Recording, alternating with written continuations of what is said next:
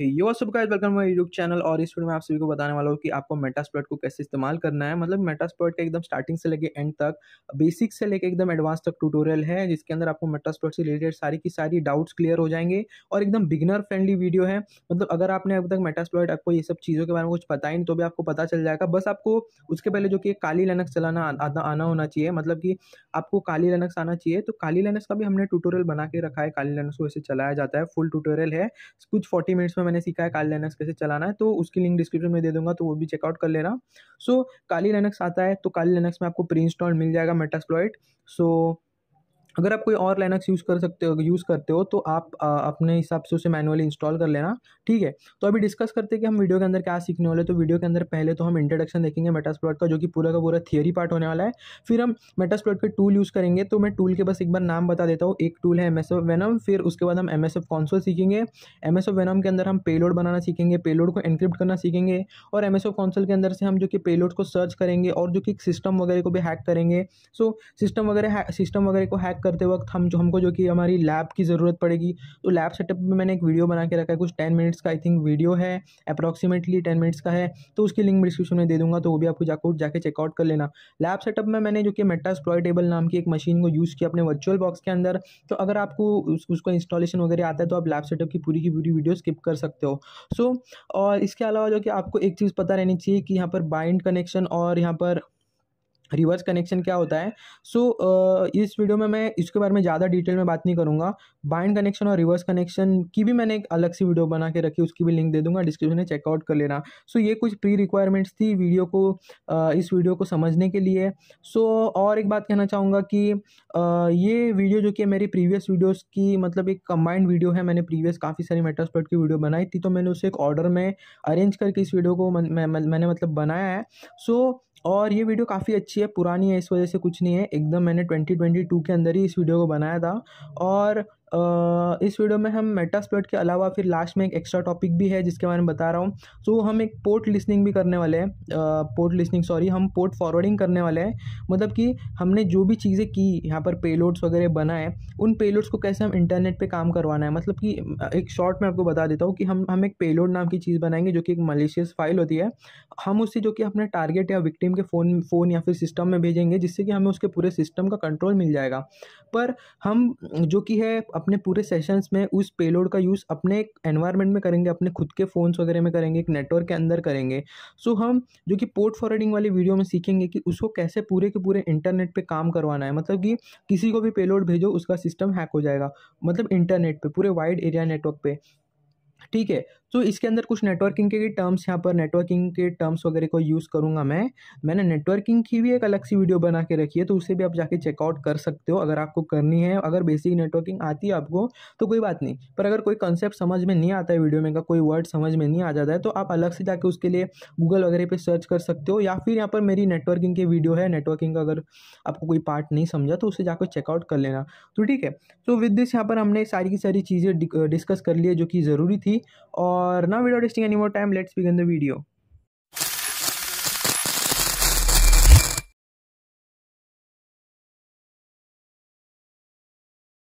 पहले तो हम समझते हैं कि मेटास्प्लॉइट है क्या। तो मेटास्प्लॉइट एक फ्रेमवर्क है। फ्रेमवर्क का मतलब, एक फ्रेमवर्क वो चीज़ होती है जिसके अंदर काफ़ी सारे टूल्स का इंटीग्रेशन होता है। मतलब काफ़ी सारे टूल्स से एक जुड़ के फ्रेमवर्क बनता है। तो पहले अगर हम चाहें तो एक्सप्लॉइटेशन के लिए अलग टूल था, स्कैनिंग के लिए अलग टूल था, ऑक्सिलरीज अलग टूल्स आपको लेनी पड़ती थी। पर अभी मेटास्प्लॉइट के आने के बाद क्या हो गया कि ये सारी चीज़ों का एक इंटीग्रेशन पैक टाइप बन चुका है। और अब बस एक मेटास्प्लॉइट एक ही टूल है जिसके अंदर ये सारे के सारे सब टूल्स जैसे काम करते हो, और इसे मेटास्प्लॉइट के अंदर से आप यूज़ कर सकते हो। मेटास्प्लॉइट जो कि है ओपन सोर्स है, उसके अलावा जो कि है इसके ये यूज़ करने में बहुत ही ज़्यादा ईजी है। इसको सिक्योरिटी इंजीनियर्स यूज़ कर सकते हैं पेन टेस्टिंग वगैरह के लिए। और ये बहुत ही ईजी है हैकर्स और डिफेंडर्स के लिए। तो हम इसे सीखने वाले one by one. Let's see कि ये मेटास्प्लॉइट जो कि ये कैसे काम करता है। मेटास्प्लॉइट को चलाना तो हम ज़रूर सीखेंगे, पर उससे पहले हम जान लेते हैं कि इसके अंदर के टूल्स वगैरह कैसे होते हैं। मेटास्प्लॉइट के अंदर मेनली दो टूल्स हैं, एमएसएफ वेनम और एमएसएफ कंसोल। यही दो टूल्स हैं जो हमें नेटवर्क पेन टेस्टिंग के लिए इम्पॉर्टेंट है। बाकी और भी टूल्स है इसके अंदर, 4-5 और है, पर उनके बारे में बात नहीं करेंगे, क्योंकि ये दो फिलहाल तो बिगिनर लेवल से इंटरमीडिएट लेवल तक बहुत ही ज़्यादा इंपॉर्टेंट है। तो let's start with MSF venom. MSF venom के अंदर सबसे पहले पहले आपको दिखा दे रहा है पेलोड। तो ये जो फीचर है, ये जो टूल है, इससे हम क्या कर सकते हैं? इससे हम मलेशियस फाइल्स, ऐप्स या फिर आप लिंक्स वगैरह भी बना सकते हो, मालवेयर बना सकते हो, वायरस बना सकते हो। आप पेलोड बना के विक्टिम के फ़ोन में सेंड करोगे और उसके सिस्टम का एक्सेस लोगे। तो विक्टिम के फ़ोन में नहीं, आप लैपटॉप्स, रैंडम सर्वर्स वगैरह में भी भेज सकते हो पेलोड आपकी मर्ज़ी से। सो आपको बस सिस्टम का एक्सेस चाहिए रहता है तो वो आपको मिल जाता है। उसके बाद आता है एनकोड। तो एनकोड ही बहुत ही जो कि है मस्त फीचर है, जिससे कि हम एंटीवायरस इवेजन कर सकते हैं। भाई एंटीवायरस इवेजन का सबसे मेन रोल आता है पेलोड वाली हैकिंग में। तो वो बेसिकली करता क्या है, तो हमारे जो एंटीवायरस लगे होते हैं कंप्यूटर में, उसे बाईपास कर देता है, मतलब उसको जो कि है इवेड करता है। मतलब ऐसा कुछ तो उसमें कोड या फिर प्रोग्राम लगा देता है आपके पेलोड में, जिससे जो कि वो एंटीवायरस है उसे डिटेक्ट नहीं कर पाता। आपके जो सिस्टम में एंटीवायरस नॉर्मल लगे होते हैं, सो वो डिटेक्ट कर लेते हैं कि जैसे आपके सिस्टम में कोई किसी ने ट्रोजन वगैरह भेज दिया तो डिटेक्ट कर लेते हैं। पर ये एनकोड जो फीचर होता है, उससे हम जो कि उसके अंदर ऐसी कुछ प्रोग्राम कर सकते हैं अपने पेलोड के अंदर, जिससे कि वो डिटेक्ट करना मुश्किल हो जाए। कभी कभी इस केसेस में तो वो बिल्कुल ही डिटेक्ट नहीं मतलब कर सकता, एकदम ही फुल्ली अनडिटेक्टेबल बन जाता है आपका पेलोड। सो उसके बाद हम एम एस एफ कॉन्सोल में आ जाते हैं। तो एम एस एफ कॉन्सोल 4 से 5 चीज़ें करता है। सो ये भी बहुत इंपॉर्टेंट रोल प्ले करता है और ये मोस्ट इंपॉर्टेंट टूल भी है मेटास्प्लॉइट का, क्योंकि जो मोस्टली सारे के सारे एक्सप्लॉयटेशन के काम होते हैं वो एम एस एफ कॉन्सोल से ही हम करते हैं। तो एम एस एफ कॉन्सोल से सबसे पहले हम जो चीज़ कर सकते हैं वो है ऑक्सिलरीज को यूज़ करना। तो ऑक्सिलरी मतलब क्या है और ये क्या काम आती है, तो वो जान लेते हैं। तो ऑक्सिलरीज कुछ आप ऐसे समझ सकते हो कि ये स्कैनिंग, वल्नरेबिलिटीज़ फाइंड आउट करने के लिए, मतलब ये एक हेल्पर जैसा आप समझ सकते हो इसको। ऑक्सिलरीज का मतलब इससे हम स्कैनिंग वगैरह बेसिक टास्क जो कि कर सकते हैं। किसी वेबसाइट पे ब्रूट फोर्स परफॉर्म करना है, कोई एसएसएच वगैरह पे ब्रूट फोर्स आपको अगर परफॉर्म करना है, तो वो आप कर सकते हो ऑक्सिलरीज की मदद से। तो ऑक्सिलरीज एक हेल्पर होता है, आपको ये हैकिंग करने में काफ़ी मदद करेगा और वल्नरेबिलिटीज फाइंड आउट करने में भी बहुत यूज़फुल है ऑक्सिलरीज। उसके बाद आता है एक्सप्लॉइट्स। तो एक्सप्लॉइट्स बहुत ही ज़्यादा इंटरेस्टिंग, और एक्सप्लॉइटेशन करने के लिए बहुत सारे लोग जो कि एमएसएफ जो सीख रहे हैं, मेटास्प्लॉइट जो टूल है वो सीख रहे हैं। सो ये एक्सप्लॉइट्स होते क्या है, तो फॉर एग्जांपल अगर कोई भी सिस्टम में, वेब सर्वर में, कोई भी वेबसाइट वगैरह में कोई वर्नेबिलिटी फाइंड आउट हो जाती है, सो उसका एक एक्सप्लॉइट क्रिएट किया जाता है, मतलब कि उस वर्नेबिलिटी का कैसे हम एडवांटेज ले सकते हैं। सो फॉर एग्जांपल एक जो कि आपके सामने वाले कंप्यूटर में आपको एक वर्नेबिलिटी मिल गई, और वो वर्नेबिलिटी का नाम है VSFTPD। मतलब कि हमने हमारी सर्वर साइड हैकिंग वाली वीडियो में ये सब चीज़ें देखी थी। अगर आपको ये सब समझ में नहीं आ रहा है मैं एक्सप्लॉइट के बारे में क्या कह रहा हूँ, VSFTPD वगैरह, तो वीडियो देख लेना। सो हमने जैसे कि आपको याद होगा कि हमने VSFTPD हमने स्कैन किया था, हमें पता चला कि एक वर्नेबिलिटी है, I think so 2.3 point something 4 ऐसा कुछ वर्जन रन हो रहा था VSFTPD का। सो अभी ये सर्विस उस पर रन कर रही थी सामने वाले सिस्टम पे, और ये सर्विस जो कि थी आउटडेटेड थी, पुरानी सर्विस थी। सो पुरानी सर्विसेज में वर्नेबिलिटीज़ होती है, तो वो वर्नेबिलिटी के लिए VSFTPD का एक एक्सप्लॉइट अवेलेबल था मेटास्प्लॉइट के अंदर, और हम बस उस वेबसाइट को लोड करके, जो कि है हमारी सामने वाली मशीन की आईपी एड्रेस उसमें डाल के, जो कि एक्सप्लॉइट कर सकते थे। मतलब हमें बस मेटास्प्लॉइट में से जो एक्सप्लॉइट है उसे ढूंढ के निकालना है, उसमें जो कि आईपी एड्रेस डालनी है हमारी टारगेट की, और जो कि टारगेट हैक हो जाएगा। हमें बस एक्सप्लॉइट करके कमांड होता है उसे लिख देना, और आपको जो कि पूरा का पूरा एक्सेस मिल जाएगा सामने वाले जो कि ये सिस्टम पे। सो अभी आप एक्सप्लॉइट्स का जो कि इंपॉर्टेंस समझ रहे होंगे, ये बहुत इंपॉर्टेंट है एथिकल हैकिंग की वर्ल्ड में और हैकिंग के भी वर्ल्ड में। एक्सप्लॉइट्स को अगर मैं सिंपली डिफाइन करूँ तो मैं ऐसा कह सकता हूँ कि एक्सप्लॉइट एक ऐसा कोड है जो कि एक सिस्टम की वर्नेबिलिटी का एडवांटेज लेने के लिए बनाया गया है। सो यही होता है एक्सप्लॉइट। आई होप आप इसको समझ गए होंगे। अगर आपको अभी तक नहीं समझा तो आप मुझे कमेंट करके पूछ सकते हो, मैं आपको जो कि पर्सनली रिप्लाई देके बताऊँगा कि ये सब चीज़ें क्या होती हैं।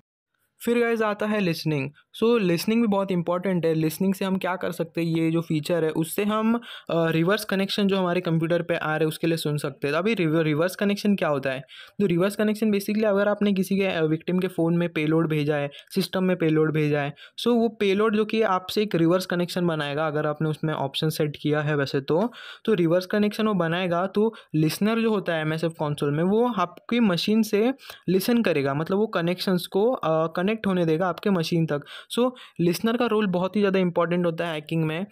उसके बाद आता है नॉप्स। तो नॉप्स का यूज़ क्या है, नॉप्स हमारे पेलोड को कंसिस्टेंट बनाने में हेल्प करता है। वो हमारे पेलोड को ऐसा बना देगा कि वो क्रैश नहीं होगा। सो अपने एनकोड में भी ऐसा कुछ सुना होगा, पर ये एनकोड का बहुत स्मॉल फीचर है। पर गाइस जो नॉप है, नॉप्स हमारे हैं, सो वो जो कि है पर्सनली पेलोड को कंसिस्टेंट बनाने के लिए ही बनाया गया है, पूरा पूरा का पूरा नॉप्स के जो सारे के जो मॉड्यूल्स है वो। सो जो नॉप्स होते हैं वो हमारे जो प्रोग्राम होता है, हमारा कोड पेलोड जो भी है उसको कंसिस्टेंट बनाते हैं, मतलब कि उसको क्रैश होने से बचाते हैं विक्टिम के फ़ोन में या फिर टारगेट सिस्टम सर्वर जो भी है उसके अंदर। सो हमारा जो पेलोड वगैरह होता है वो एक ऑफिशियली प्रोग्राम ही है। सो कुछ मतलब ऐसे केसेस में क्या हो जाता है कि कुछ मिसकॉन्फ़िगरेशंस की वजह से हमारा पेलोड क्रैश हो जाता है, तो वो अगर आप नॉप्स वगैरह को सेट अच्छे से कॉन्फ़िगर कर देते हो उस पे, सो ये जो ऐसे चांसेस है ऐसी सब चीज़ों के एरर्स होने के वो कम हो जाते हैं।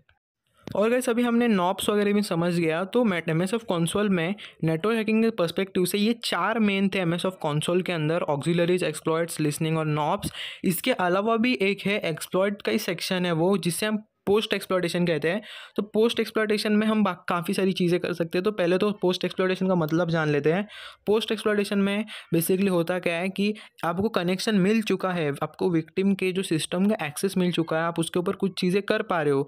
पोस्ट एक्सप्लॉइटेशन में क्या होता है, उसके बाद आप उसको एक्सेस करने के बाद और उसको एक्सप्लॉइट कर सकते हो। मतलब उसके अंदर आप क्या क्या कर सकते हो, मतलब कि जैसे होता है ना कि आपका एक सिस्टम है, आपने वो हैक कर लिया, आपके दोस्त का सिस्टम है, आपने हैक कर लिया, तो दोस्त के सिस्टम के नेटवर्क पे जितने डिवाइसेस है वो आप हैक कर पाओगे पोस्ट एक्सप्लॉइटेशन की मदद से, पोस्ट एक्सप्लॉइट्स की मदद से। सो ये कुछ ऐसा होता है MS ऑफ मेटास्प्लॉइट टूल। इसका आप आई होप आप समझ गए होंगे इसकी वैल्यू कितनी ज़्यादा हैकिंग वर्ल्ड में, और इससे आप कितने अमेजिंग टास्क जो कि कंप्लीट कर पा रहे हो। सो ये टूल सीखना गाइस बहुत ही नेसेसरी है अगर आप एथिकल हैकिंग में बिगिनर हो।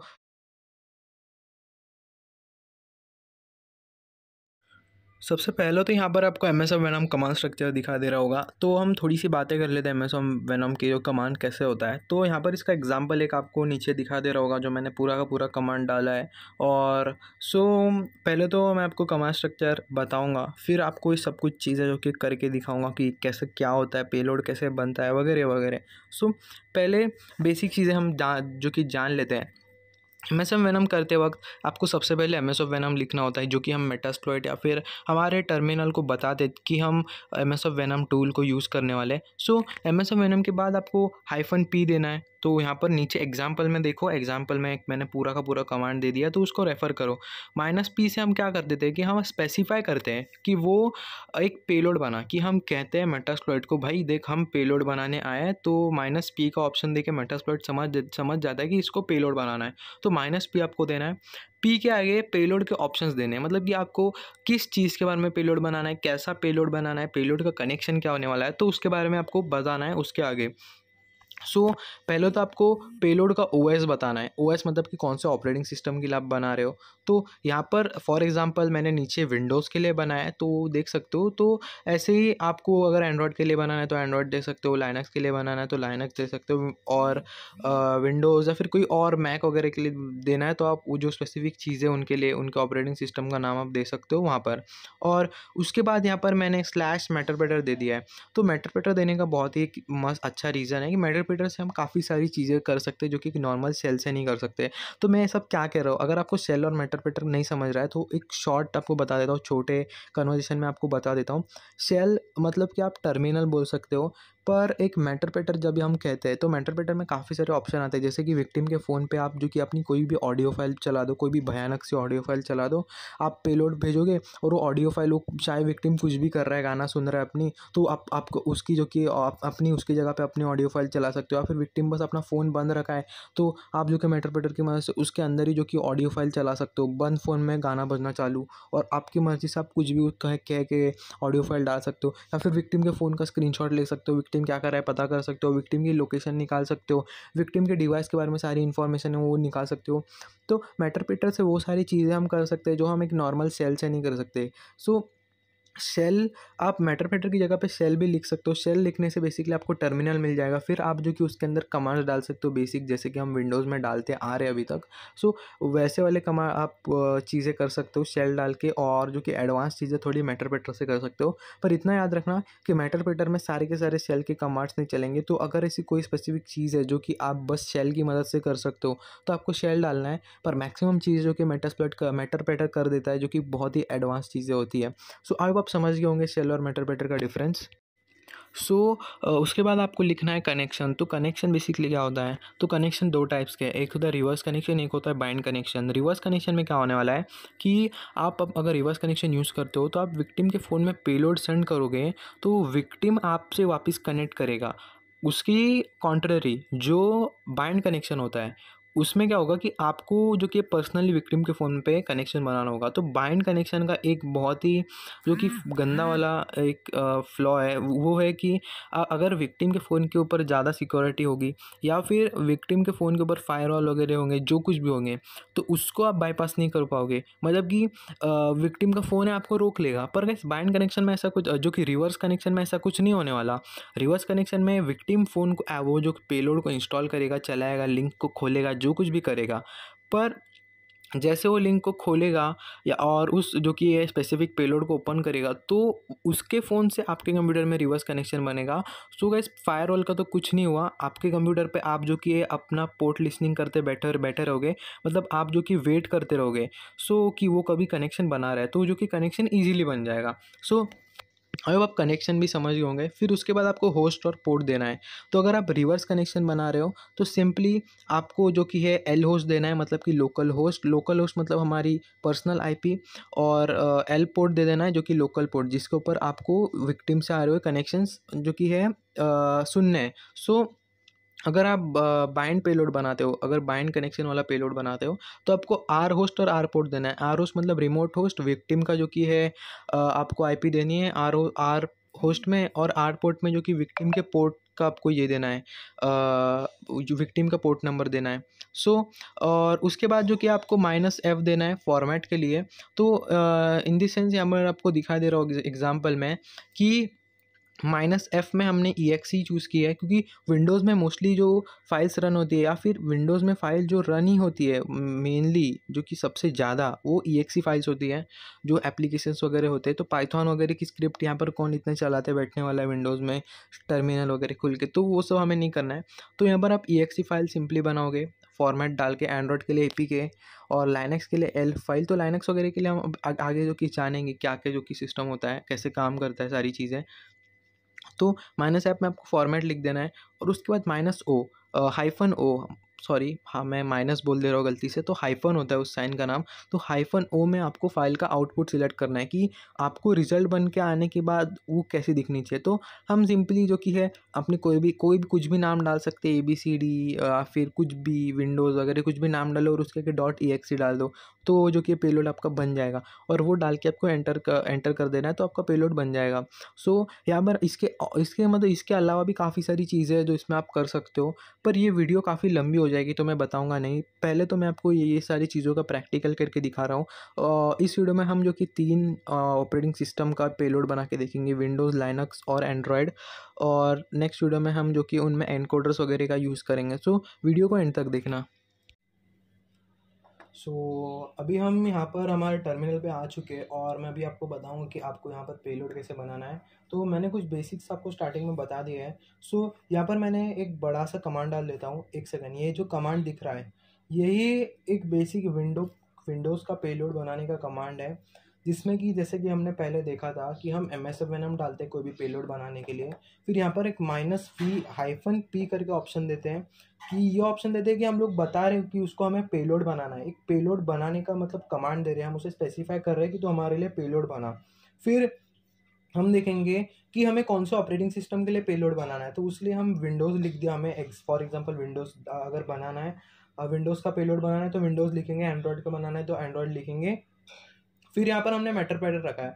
तो मेटरप्रेटर जैसे कि मैंने आपको समझाया था, सिंपल मेटरप्रेटर लिखने का सीन है कि आप शेल भी लिख सकते हो, पर मेटरप्रेटर जो कि हमें ज़्यादा ऑप्शंस देता है, हम ज़्यादा मतलब हैकिंग कर सकते हैं मेटरप्रेटर की मदद से। बहुत सारी जो कि है मतलब एडवांस चीज़ें कर सकते हैं, जैसे कि माइक रिकॉर्ड करना, उसका जो कि स्क्रीन पे क्या कर रहा है वो सब देखना, ऐसी चीज़ें हम मेटाप्रेटर की मदद से कर सकते हैं। मेटाप्रेटर का अगर हमें सेशन मिल जाता है तो। फिर यहाँ पर reverse TCP connection, basically reverse connection है, मतलब कि आप विक्टिम को सेंड करोगे अपना पेलोड और उससे जो कि हमारे कंप्यूटर में कनेक्शन आएगा। या फिर आप यहाँ पर अगर आप बाइंड लिखते हो तो जो कि आपके कंप्यूटर से विक्टिम के फ़ोन में कनेक्शन जाएगा। तो उसमें क्या होता है कि विक्टिम के फ़ोन में अगर एक फायरवॉल है तो वो आपको आपकी जो कनेक्शन आप बनाने की कोशिश कर रहे हो ब्लॉक कर देगा। तो गाइस रिवर्स कनेक्शन आपको लिख देना है ऐसे, तो रिवर्स कनेक्शन लिखने से जो कि आपके चांसेस बढ़ जाते हैं हैक होने के। और बेसिकली टीसीपी का जो कनेक्शन है, तो टीसीपी का मतलब क्या होता है मैंने अच्छे से समझाया था अपनी नेटवर्किंग वाली वीडियो में। फिर उसके बाद यहाँ पर मैंने एलओएस दे दिया। एलओएस मतलब लोकल होस्ट। लोकल होस्ट का मतलब जो कि हमारी आईपी एड्रेस, तो विक्टिम के फोन में पेलोड जाएगा तो वो कौन से आईपी एड्रेस पे कनेक्ट करना चाहेगा, सो वो वाली आईपी एड्रेस यहाँ पर देनी है जो कि हमारी होगी। फिर यहाँ पर आपको एल पोर्ट देना है, तो एल पोर्ट मैंने 4444 दिया है, यहाँ पर आप कुछ भी दे सकते हो। सो एल पोर्ट का मतलब क्या होता है कि हमारे कंप्यूटर का ये वाला पोर्ट जो कि ओपन रहेगा और इससे जो कि हम लिसन करेंगे, मतलब विक्टिम के जो कि फोन से यहाँ पर जो कि कनेक्शन आएगा ये वाले पोर्ट पे। और फिर उसके बाद यहाँ पर --f दे दिया है मैंने और उसके आगे लिखा है exe इसका फॉर्मेट है, --f मैंने फॉर्मेट के दिया है। और विंडोज़ का पेलोड बना रहे इसलिए विंडोज़ में exe फाइल ज़्यादा चलती है तो मैंने exe दे दिया। फिर यहाँ पर -o मैंने आउटपुट के लिए लिया कि इसका जो कि फाइल क्या बन के आना चाहिए, सो इस वजह से -o दिया है। और फिर उसके आगे फाइल का नाम लिख दिया abcd.exe। सो अभी हमने यहाँ पर ये कमांड तो लिख लिया है पूरा का पूरा, मैं इसे एग्जीक्यूट कर देता हूँ और लेट्स सी कि ये क्या मतलब कैसा इसका इंटरफेस दिखाई देता है वगैरह। सो मैंने इस कमांड को एग्जीक्यूट कर लिया। अभी ये हमारे लिए एक पेलोड बनाएगा, जो भी ऑप्शंस हमने इसको दिए उसको यूज़ करके। अभी इसमें आप और भी ऑप्शंस दे सकते हो जैसे कि एनकोडर्स वगैरह, उनके बारे में मैं बात करने वाला हूँ। पहले तो ये एक बेसिक विंडोज़ का पेलोड है, हम विंडोज़ के बाद जो कि एंड्रॉइड का पेलोड कैसे बनाना है वो भी सीखेंगे, फिर लाइनक्स के पेलोड की तरफ भी जाएंगे। तो हमें काफ़ी सारे पेलोड बनाएंगे और आपको एक आइडिया आ जाएगा कि आपको पेलोड कैसे बनाना होता है और आप खुद से भी पेलोड बना सकते हो। हम काफ़ी सारे ऑप्शंस वगैरह के बारे में भी इस वीडियो में डिस्कस करने वाले हैं। सो वीडियो को एंड तक देखना। और अभी यहाँ पर हमारा पेलोड बन जाएगा, पेलोड काफ़ी छोटा होने वाला है तो जल्दी बन जाता है। यहाँ पर मैंने एल होस्ट, तो गाइस मैंने यहाँ पर कुछ भी दे दिया, ये मेरा ओरिजिनल एल होस्ट नहीं है। और पोर्ट तो मैंने 4444 ऐसे डाल दिया है, जो मैं यूजुअली वही पोर्ट यूज़ करता हूँ। सो यहाँ पर बता रहा है 0 field number IPv4 address is ambitious, okay. So यहाँ पर मैंने IPv4 एड्रेस जो कि वो मैंने कुछ भी डाल दिया यहाँ पर, तो मैंने मतलब रैंडमली नंबर्स टाइप कर रहे, तो मैं LS करके देख रहा हूँ। यहाँ पर हमारा ऐप है वो नहीं बन पाया है, सो ठीक है हमारा ऐप नहीं बन पाया, ABCD तो नहीं बन पाया, ठीक है। तो मैं एक और कमांड ले लेता हूँ, मैं यहाँ पर ओरिजिनल IP डाल देता हूँ मेरी। तो अगर आपको आईपी डालनी है तो आप आईपी मैन्युअली टाइप भी कर सकते हो, जैसे मैंने अभी नंबर से की थी, पर हम थोड़ा मतलब प्रो चीज़ें करेंगे तो हम डालेंगे WLAN 0। अभी एक सेकेंड, अभी मैं आपको एक बात और दिखाता हूँ। मैं यहाँ पर एक नया टैब खोल लेता हूँ और उसके अंदर मैं इफ़ कॉन्फिग करूँगा। इफ़ कॉन्फिग जैसे मैं करूँगा तो यहाँ पर आपको दिख रही होगी कि WLAN 0 में मेरी ये वाली आईपी है 192.168.0.107। तो अगर मैं विंडोज़ या मेटास्प्लॉइट में या फिर कहीं भी हैकिंग कर तो कुछ भी कर रहा हूँ और मुझे एलओएस देना है, तो मैं सिंपली यहाँ पर अगर मेरा इथरनेट कनेक्शन है तो मैं ETH 0 लिख दूंगा वहाँ पर, अगर मेरा WLAN कनेक्शन है तो मैं WLAN 0 लिख दूंगा। तो ठीक है, आपको प्रैक्टिकल के दिखाता हूँ तो भी अच्छे से समझ आएगा। तो यहाँ पर मैं पूरी की पूरी जो कि एलओएस लिखते नहीं बैठूंगा 192.168, मैं सीधा लिख दूंगा WLAN 0 और इसे जो कि एग्जीक्यूट कर दूंगा। तो यहाँ पर ये जो मेरी WLAN 0 वाली आईपी है वो खुद पर खुद ले लेगा। सो आप इसका भी यूज़ कर सकते हो, ऐसे भी कर सकते हो। अभी हमारा पेलोड है जो बन के रेडी हो जाएगा, जस्ट वेट अ मिनट। यहाँ पर मैंने IP वगैरह सब सही से दे दिया है, तो यहाँ पर हमारा पेलोड बन चुका है। सो सेव्ड एज abcd.exe ऐसा वैसा दिखा रहा है। No platform was selected, choosing MSF module windows from payload. तो ये डिफ़ॉल्ट इसने जो पेलोड है हमारा सिलेक्ट कर लिया है। सो यहाँ पर उसके नीचे यहाँ पर मेन चीज़ लिखी है नो आर्क सिलेक्टेड, मतलब हमने कोई आर्किटेक्चर सिलेक्ट नहीं किया कि ये 32 बिट का बनाना है या 64 बिट का पेलोड बनाना है। तो x86 का मतलब 32 बिट होता है, तो इसने डिफ़ॉल्ट जो किया 32 बिट का पेलोड बना लिया हमारे लिए।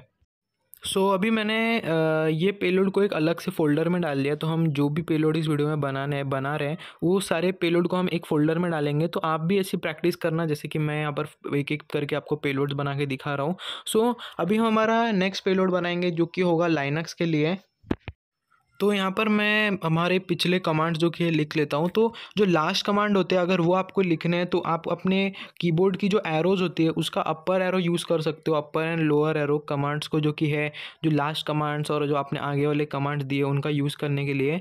प्रीवियस कमांड अगर मुझे क्लिक करना है, तो अगर मुझे देखना है मैंने क्या दिया था, तो मैं जो कि ऊपर वाला एरो दबा दूंगा तो मेरा प्रीवियस कमांड मुझे दिख जाएगा।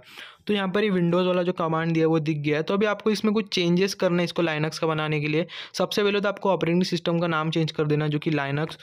हम मेटास्प्लॉइट को बताएंगे कि हमें लाइनक्स का पेलोड बनाना है, और उसके बाद हम मेटरप्रेटर को वैसे ही रखेंगे एकदम डिट्टो सेम, क्योंकि हमें मेटरप्रेटर का ही सेशन चाहिए। आप शेल भी लिख सकते हो अगर आपको चाहिए तो। मैं तो इसमें मेटरप्रेटर ही रखने वाला हूँ। पर गाइस आपको एक बात का ध्यान देना है, यहाँ पर लाइनक्स के बाद यहाँ पर आपको आर्किटेक्चर सिलेक्ट करना है अपनी लाइनक्स की मशीन का। तो मैं जिस मशीन के लिए पेलोड बना रहा हूँ वो 32 बिट की है, तो मैं x86 लिख दूंगा। सो अभी 32 बिट के लाइनक्स की मशीन के लिए हम पेलोड बना रहे हैं, इसका मतलब। और फिर यहाँ पर फाइल फॉर्मेट में जहाँ पर exe लिखा है, exe तो यहाँ पर विंडोज़ के लिए होती है, और लिनक्स के लिए अगर आप पेलोड बना रहे हैं तो आपको लिखना है ELF, ELF। जो लाइनक्स के लिए फ़ाइल बनती है उसे हम एल्फ कहते हैं। और ABCD नहीं हम नाम लिखेंगे, हम नाम कुछ अलग देंगे इस फाइल का, आउटपुट वाला नेम। इसके लिए मैं आपको सिंपली लाइनक्स दे देता हूँ, लाइनक्स डॉट एल्फ। यहाँ पर आपको ऐसा बनाना है लाइनक्स का पेलोड। अभी हम जो किया इसे कमांड हमने एग्जीक्यूट कर दिया, अभी पेलोड बन के रेडी हो जाएगा। अभी हमारा पेलोड बन जाना चाहिए, अभी तक इतना भी ज़्यादा टाइम नहीं लेता है। ठीक है, यहाँ पर पेलोड बन चुका है और यहाँ पर ये लाइनक्स डॉट एल्स नाम के सेव हो चुका है, तो हम ls कर लेंगे। यहाँ पर हमारा दो पेलोड बन चुके हैं। यार एक बात यहाँ पर मुझे गलत लग रही है, इसके अंदर भी ये बता रहा है नो आर्क सिलेक्टेड, जबकि हमने आर्किटेक्चर दिया है। तो कभी कभी ऐसा आपका हो सकता है। अभी हम हमारा नेक्स्ट पेलोड बनाएंगे जो कि होना है एंड्रॉयड का पेलोड।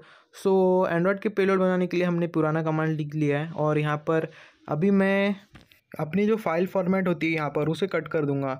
देखो एंड्रॉयड में आपको जो ये --f आप लगाते थे अभी तक विंडोज़ लाइनक्स वगैरह की बनाते वक्त, अगर आप वो पूरा का पूरा कट करके बस आउटपुट फाइल का नाम अगर आप APK में दे देते हो तो वो भी चलेगा।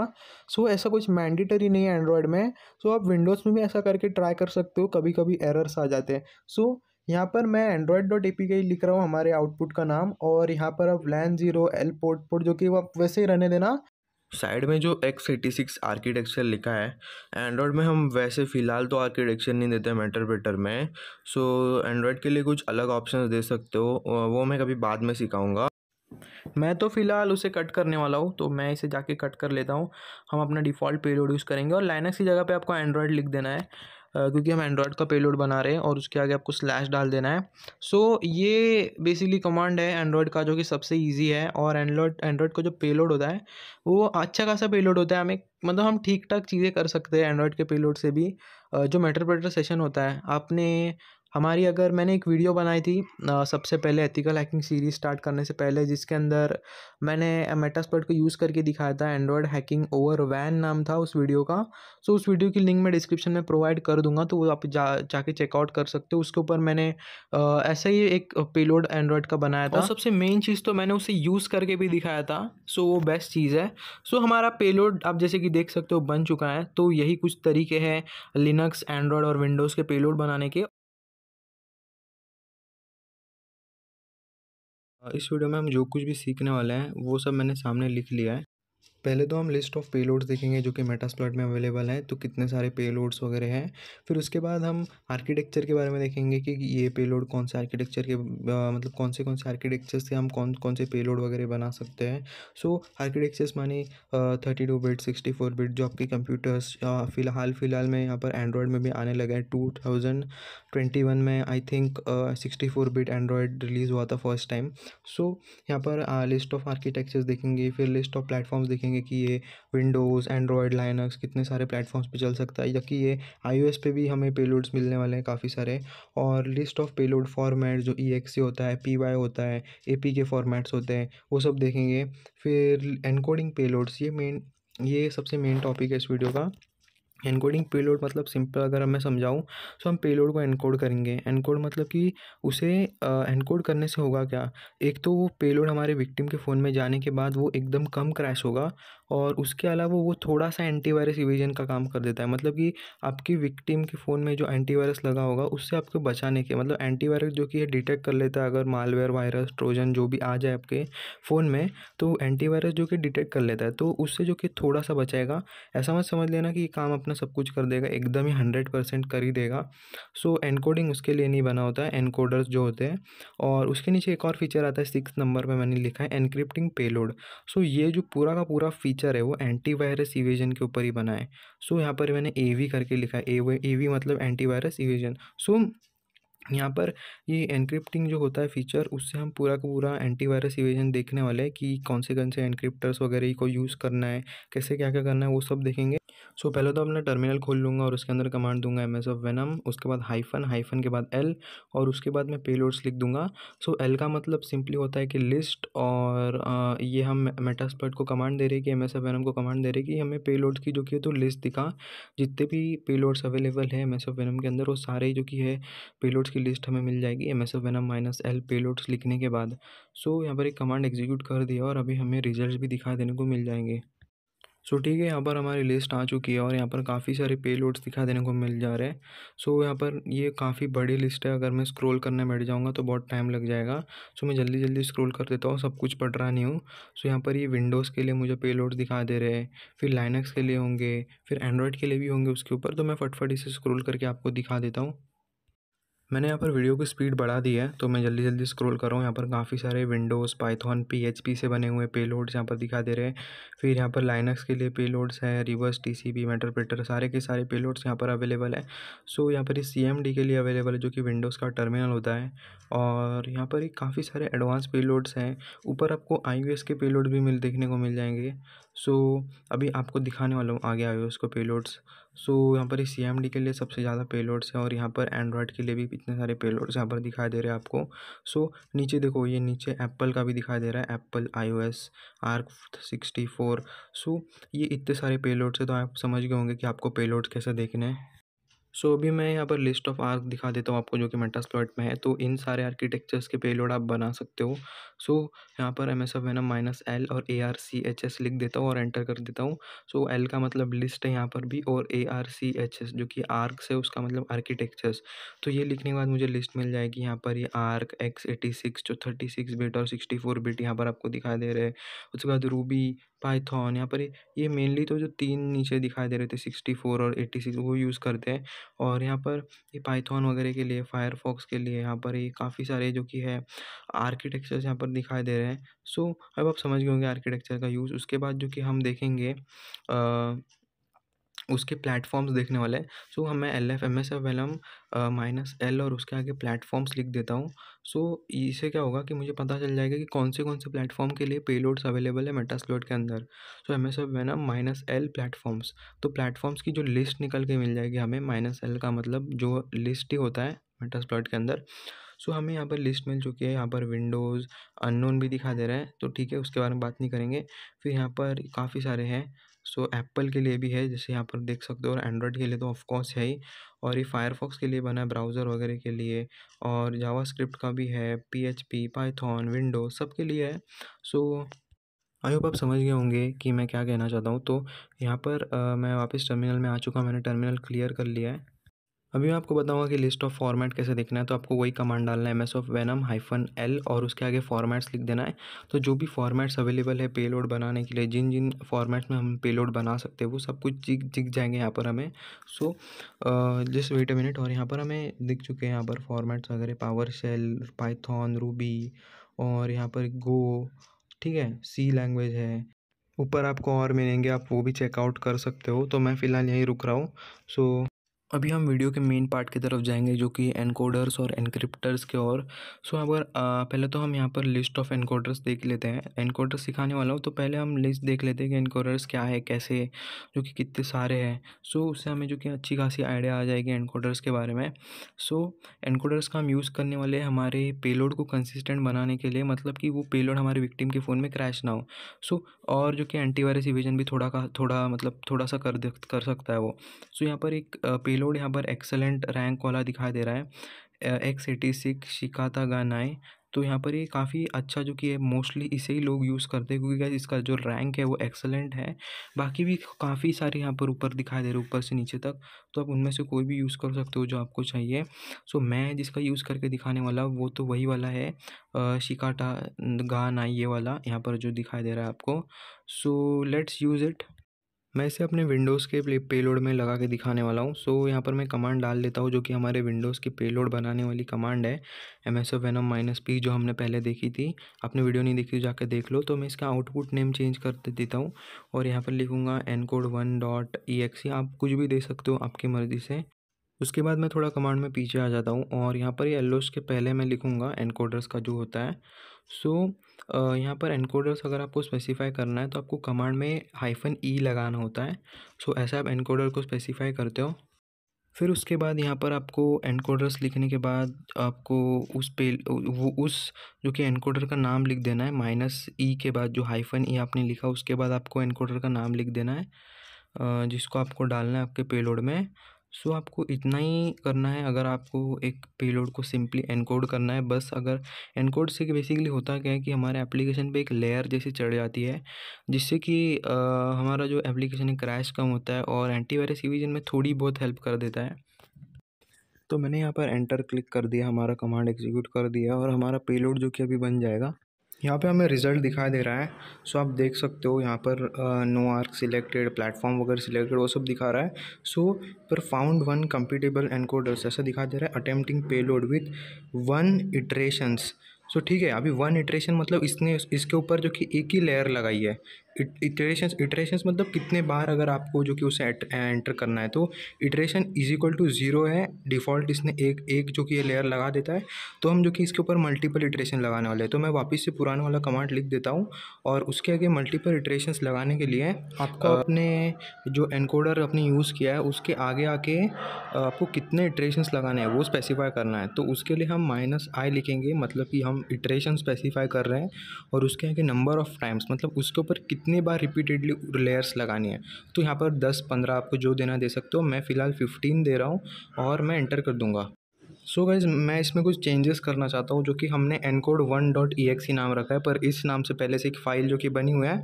तो मैंने प्रोसेस कैंसिल कर दिया Ctrl+C का यूज़ करके, और मैं इसके आउटपुट फ़ाइल का जो नाम है वो चेंज कर दूँगा और encode1 की जगह पे हम उसे चेंज करके encode2 कर देंगे, ताकि हम इसे ईज़िली आइडेंटिफाई कर पाए कि ये जो कि हमारा हमने इस पे मल्टीपल एनकोडर्स लगाए, मतलब मल्टीपल लेयर्स लगाए रिपीटेडली। तो मैंने ये नया कमांड डाल दिया है, मैंने बस जो कि आउटपुट का नाम चेंज किया है। तो यहाँ पर मैंने कुछ और ज़्यादा चीज़ें की नहीं है। जो हमारा रिज़ल्ट है वो आ चुका है यहाँ पर, और यहाँ पर देख सकते हो फाउंड 1 कंपेटिबल एनकोडर्स, मतलब एनकोडर मिल चुका है वो नाम का। अटेम्प्टिंग टू एनकोडर, ये 0 1 2 3 4 इतनी बार उसने एक ही एनकोडर जो कि इसके ऊपर यूज़ किया है। और यहाँ पर देख सकते हो ये 759 बाइट्स का है और इसने इसे सेव वगैरह कर चुका है। इसकी फ़ाइल समथिंग 73,802 बाइट्स की है टोटल, सारी की सारी। सो आई होप आप समझ गए होंगे एनकोडर्स मतलब क्या होता है।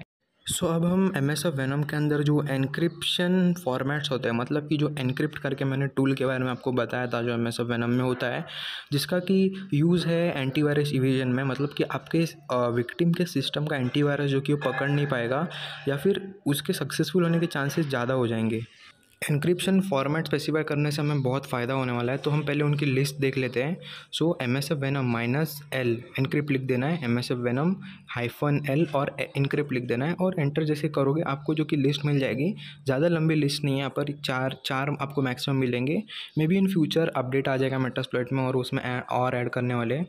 तो यहाँ पर ये चारों है, इसमें से हम जो कि यूज़ करने वाले हैं वो यहाँ पर RC4 है और ये काफ़ी सारी सारे के सारे जो कि फ़ेमस जो कि एन्क्रिप्शन फॉर्मेट्स हैं।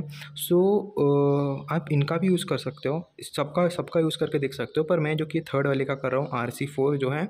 सो यहाँ पर मैं इसको रिवर्स टीसीपी के यहाँ चले जाऊँगा और उसके आगे मैं जो कि स्पेसिफ़ाई करूँगा कि मुझे एन्क्रिप्टर यूज़ करना है। तो उसके लिए क्या करना है, आपको 2 हाइफ़न दे देनी है और उसके आगे आपको लिखना है एन्क्रिप्ट। फिर एन्क्रिप्ट लिखने के बाद जो कि आपको और भी कुछ चीज़ें करनी है।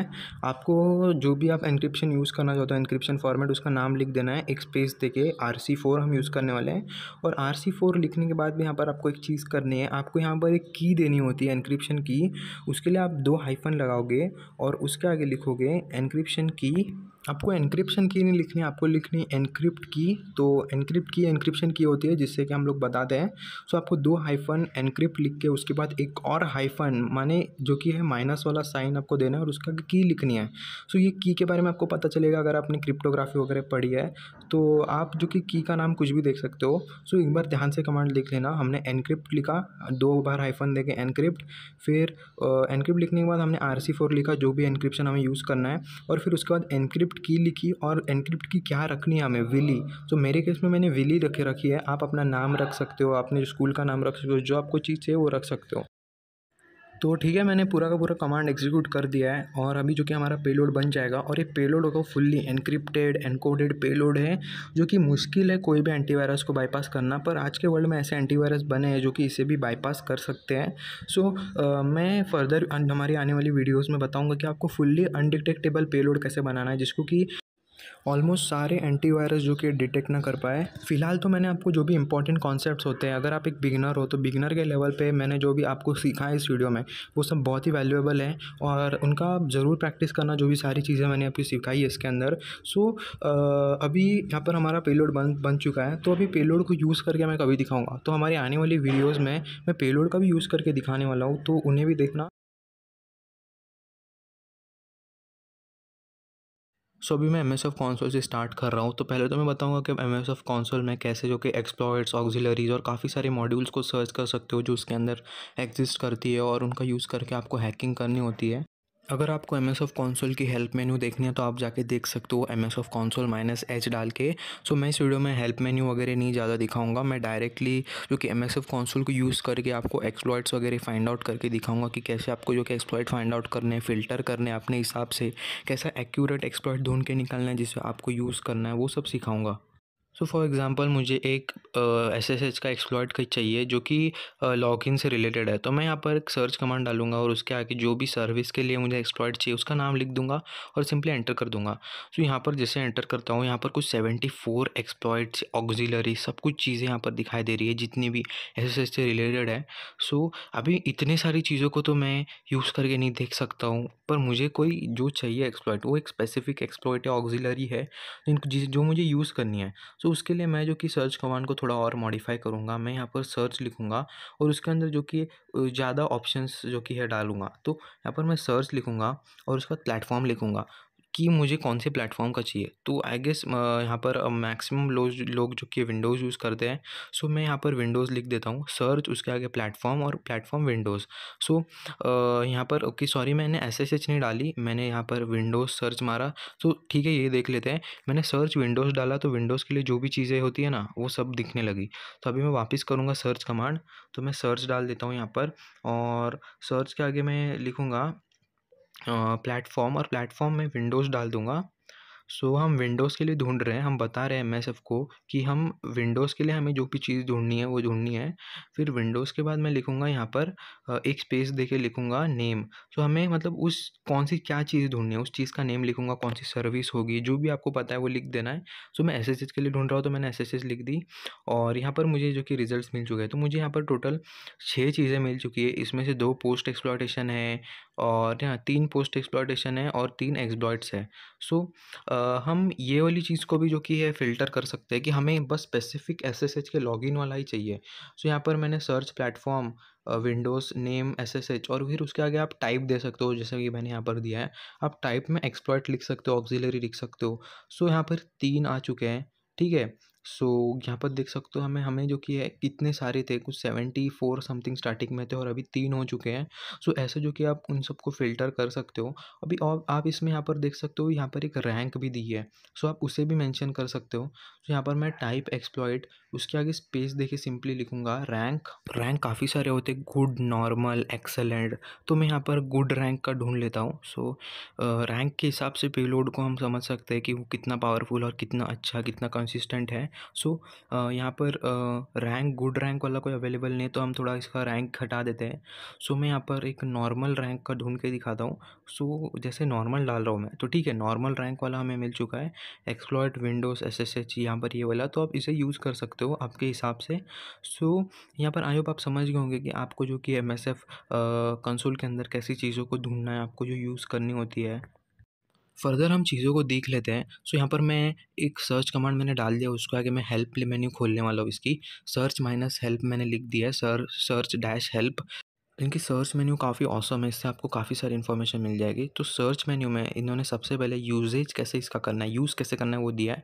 सबसे पहले आपको सर्च लिखना है, फिर उसके ऑप्शंस और उसकी कीवर्ड या फिर आपको वैल्यू देनी है, कीवर्ड और उसके आगे वैल्यू। सो हमने कुछ हमारा कमांड वैसे लिखा था, हमने पहले सर्च लिखा था, फिर यहाँ पर हमने ऑप्शन और वैल्यूज़, कीवर्ड्स जो यूज़ किए थे, जैसे कि प्लेटफॉर्म, कौन सा प्लेटफॉर्म ढूंढना है, विंडोज़।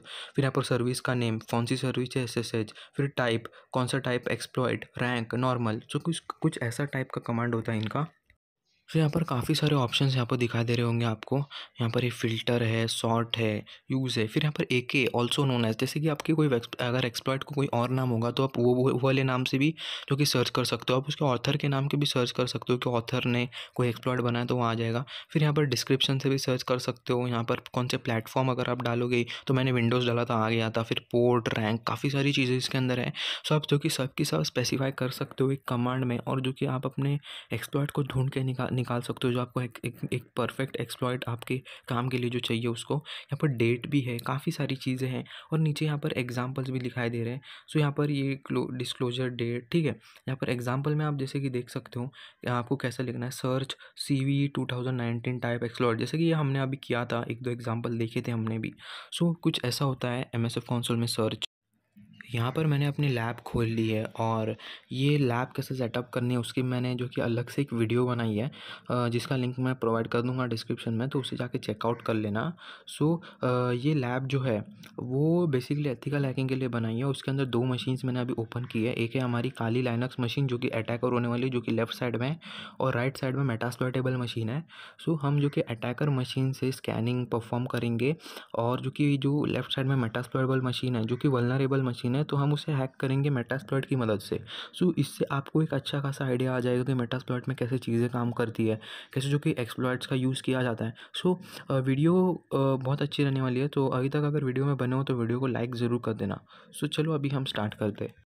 सो मैंने मेटास्प्लॉइटेबल की IP एड्रेस देख ली है यहाँ पर इफ़ कॉन्फिग डाल के, और अभी मैं उसे स्कैन करने वाला हूँ। सो आपको एक अगर मैं मस्त चीज़ बताऊँगा तो वो ये है कि MSF कंसोल के अंदर, मतलब कि मेटास्प्लॉइट के अंदर से आप स्कैनिंग कर सकते हो Nmap वगैरह की। सो मैं वही करके दिखाने वाला हूँ। तो देख सकते हो मैं अभी MSF 6 दिखाई दे रहा है, और इसके अंदर से जो कि है मैं स्कैनिंग करने वाला हूँ। तो मैं Nmap लिखूँगा, उसके आगे मैं बस सर्विस, और जो सर्विस रन कर रही हूँ उसके वर्जन फाइंड आउट करना चाहता हूँ मेटास्प्लॉइटेबल पे। तो और यहाँ पर मेटास्प्लॉइटेबल की आप IP देख सकते हो, 10.0.2.4 है यहाँ पर। सो हम यही IP को यूज़ करके स्कैन करने वाले हैं, क्योंकि गाइस एक वल्नरेबल मशीन है, और हम इसे इजीली हैक कर पाएंगे, और आपको समझ आएंगी सब चीज़ें। सो मैं इसकी IP एड्रेस लिख देता हूँ, और अभी हमें जो कि रिजल्ट मिल जाएगा। हमारा जो स्कैन है वो अभी कंप्लीट हो चुका है, और यहाँ पर हमें काफ़ी सारी इन्फॉर्मेशन देखने को मिल चुकी है। सो हम इसमें से जो फर्स्ट वाला यहाँ पर सर्विस दिखाई दे रही है FTP वाली, उसे एक्सप्लॉइट करने वाले हैं। तो यहाँ पर काफ़ी सारी चीज़ें हैं, पर हम एक ही को करके देखेंगे। बेसिकली 21 जो TCP, सॉरी यहाँ पर गलती से मैंने गलत चीज़ें दबा दी। तो यहाँ पर मैंने पोर्ट 21 TCP जो FTP सर्विस ओपन हो रही है उसका वर्जन यहाँ पर देख सकते हो, VSFTPD 2.3.4 सर्विस FTP रन हो रही है। सो हम इसे जो कि एक्सप्लॉइट करने वाले हैं, मैंने इसे बेसिकली बेसिकली पहले भी एक्सप्लोर किया था हमारे सर्वर साइड हैकिंग वाली वीडियो में, पर ये मेटास्प्लॉइट की वीडियो है तो हम बेटर अंडरस्टैंडिंग के लिए इसे और एक बार एक्सप्लोर करेंगे। सो जो यूजर्स नए हैं फर्स्ट टाइम देख रहे हैं तो उनके लिए भी अच्छा हो जाएगा। सो यहाँ पर हम दूसरी साइड में मैंने एक टर्मिनल खोल लिया और मैंने उसका रूट टर्मिनल खोल लिया मैंने सुडो करके। सो यहाँ पर मैं मेटास्प्लॉइट चालू करूँगा वापस से, तो मैं यहाँ पर MSF कंसोल लिख देता हूँ। तो हमने यहाँ पर स्क्रीन वगैरह क्लियर कर ली है हमारे राइट साइड वाले टर्मिनल की, और यहाँ पर मैं सर्च लिखूँगा और सर्च के आगे मैं यहाँ पर एक स्पेस देके FTP के लिए कोई एक्सप्लॉइट है कि नहीं उसे सर्च करूँगा। सो यहाँ पर FTP के लिए 174 चीज़ें यहाँ पर दिखाई दे रही है, ऑक्सिलरीज एक्सप्लॉइट्स वगैरह को सबको छोड़ के। सो यहाँ पर अभी मैं इसका यहाँ पर एक वर्जन भी दिया है, देखो VSFTPD 2.3.4। सो आप जो कि उसका वर्जन वगैरह भी जो कुछ भी आपके पास इंफॉर्मेशन अवेलेबल है आपके इस टारगेट मशीन के बारे में, उसके ऊपर की सर्विस रन कर रही है, सर्विस पे कौन सा वर्जन रन कर रहा है, तो आप वो सब चीज़ों को जो कि सर्च कर सकते हो MSF कंसोल के अंदर आके। सो यहाँ पर मैं सर्च FTP डाल रहा हूँ। सो यहाँ पर FTP डाल दे रहा हूँ, फिर उसके आगे लिख रहा हूँ वर्जन, और वर्जन के आगे 2 डॉट डाल के जो कि वो सर्च कर दूंगा VSFTPD। हमने ये जो कमांड डाला था सर्च FTP सर्विस और उसके वर्जन का हमने अलग से जो कि नाम दिया था। सो उसके लिए हमें एक एक्सप्लॉइट मिला है जिसका कि आप नाम यहाँ पर देख सकते हो। उसके आगे उसका डिस्क्लोजर डेट वगैरह सब कुछ यहाँ पर है, उसका नाम यहाँ पर एक ID दिखाई दे रहा है, फिर उसके आगे उसका रैंक दिखाई दे रहा है जो कि एक्सेलेंट है। और एक्सेलेंट रैंक का अगर आपको एक्सप्लॉइट मिल जाता है तो वो बहुत अच्छी बात हो जाती है। सो यहाँ पर ये इसका वर्जन दिखाई दे रहा है, यहाँ पर सेम वर्जन है, आप मेटास्प्लॉइट स्कैन वगैरह में देख सकते हो। सो अब जैसे मेटास्प्लॉइट पे सर्च मारते हो मेटास्प्लॉइट के अंदर, सो वो जो कि ये सबसे क्लोजेस्ट एक्सप्लॉइट ला के देता है आपकी वर्नेबिलिटी से। तो यहाँ पर हमने एक परफेक्ट वर्जन डाला था और यहाँ पर एक परफेक्ट एक्सप्लॉइट भी मिल चुका है उस वर्जन के लिए। सो अभी हमें इसके यूज़ करना है, तो मैं सिंपली लिखूँगा यूज़ 0। आप यूज़ 0 के अलावा जो कि उसका नाम भी दे सकते थे, जो कि एक्सप्लॉइट से लेके 2, 3, 4 बैकडोर तक था, ये वाला नाम आप दे सकते हो यूज़ के आगे। सो मैंने इसे यूज़ कर लिया है और यहाँ पर नो पेलोड कॉन्फ़िगर्ड, मतलब ये बता रहा है कि हमने इसीलिए इसके लिए कोई पेलोड सिलेक्ट नहीं किया है जो कि विक्टिम के अंदर जाके काम करेगा। तो इसने डिफ़ॉल्ट पेलोड ले लिया है CMD यूनिक्स इंटरैक्ट करके। सो यहाँ पर ये हमें विक्टिम के शेल का एक्सेस दे देगा, मतलब विक्टिम की जो मशीन होने वो विंडोज़ की होने वाली है, तो उसका जो कि टर्मिनल दे देगा हमें ये वाला एक्सप्लॉइट। सो यहाँ पर अभी हम इसके लिए जो ऑप्शंस होते हैं वो देखने वाले। सो मेटास्प्लॉइट में जो कि है, अगर आप कोई भी एक्सप्लॉइट यूज़ कर रहे हो तो उसके पहले आपको ऑप्शंस देखना है, तो आपको शो ऑप्शंस लिख देना है ऐसे जैसे मैंने लिखा यहाँ पर। फिर यहाँ पर शो ऑप्शंस में यहाँ पर ऑप्शन का नाम दिखाई देगा, फिर यहाँ पर उसके आगे दिखा देगा कि वो रिक्वायर्ड है कि नहीं। सो यहाँ पर ये जैसे कि यहाँ पर रिक्वायर्ड चीज़ें कभी कभी जो कि डिफ़ॉल्ट मेटास्प्लॉइट ले लेता है, जैसे कि इसने आरपोर्ट ले लिया हमारे जो कि केस में आरपोर्ट जो है इसने 21 रखा है डिफ़ॉल्ट, जो क्योंकि उसको पता है गाइस यहाँ पर ये 21 पे रन करती है VSFTPD सर्विस। सो और वो रिक्वायर्ड येस उसके आगे लिखा है, और उसके ऊपर एक आरोश करके भी सर्विस दिखाई दे रही है, वो जो कि सेट नहीं हुई है। सो हम उसे भी सेट कर लेंगे, और क्योंकि गाइस वो रिक्वायर्ड है। सो आरोश बेसिकली क्या होता है, आरोश का मतलब होता है रिमोट होस्ट, मतलब कि हमारे विक्टिम या फिर टारगेट के IP एड्रेस। सो मैं इसे सेट कर दूंगा। सिंपली सेट करने के लिए आपको एक कमांड होती है सेट, और उसके आगे जो कि जो भी आपको सेट करना है वो मैंने यहाँ पर सेट आरोश लिखा है, और उसके आगे हमारी विक्टिम की IP। तो ऐसे जो कि आप सेट कर सकते हो एक्सप्लॉइट के अंदर कोई भी चीज़ है।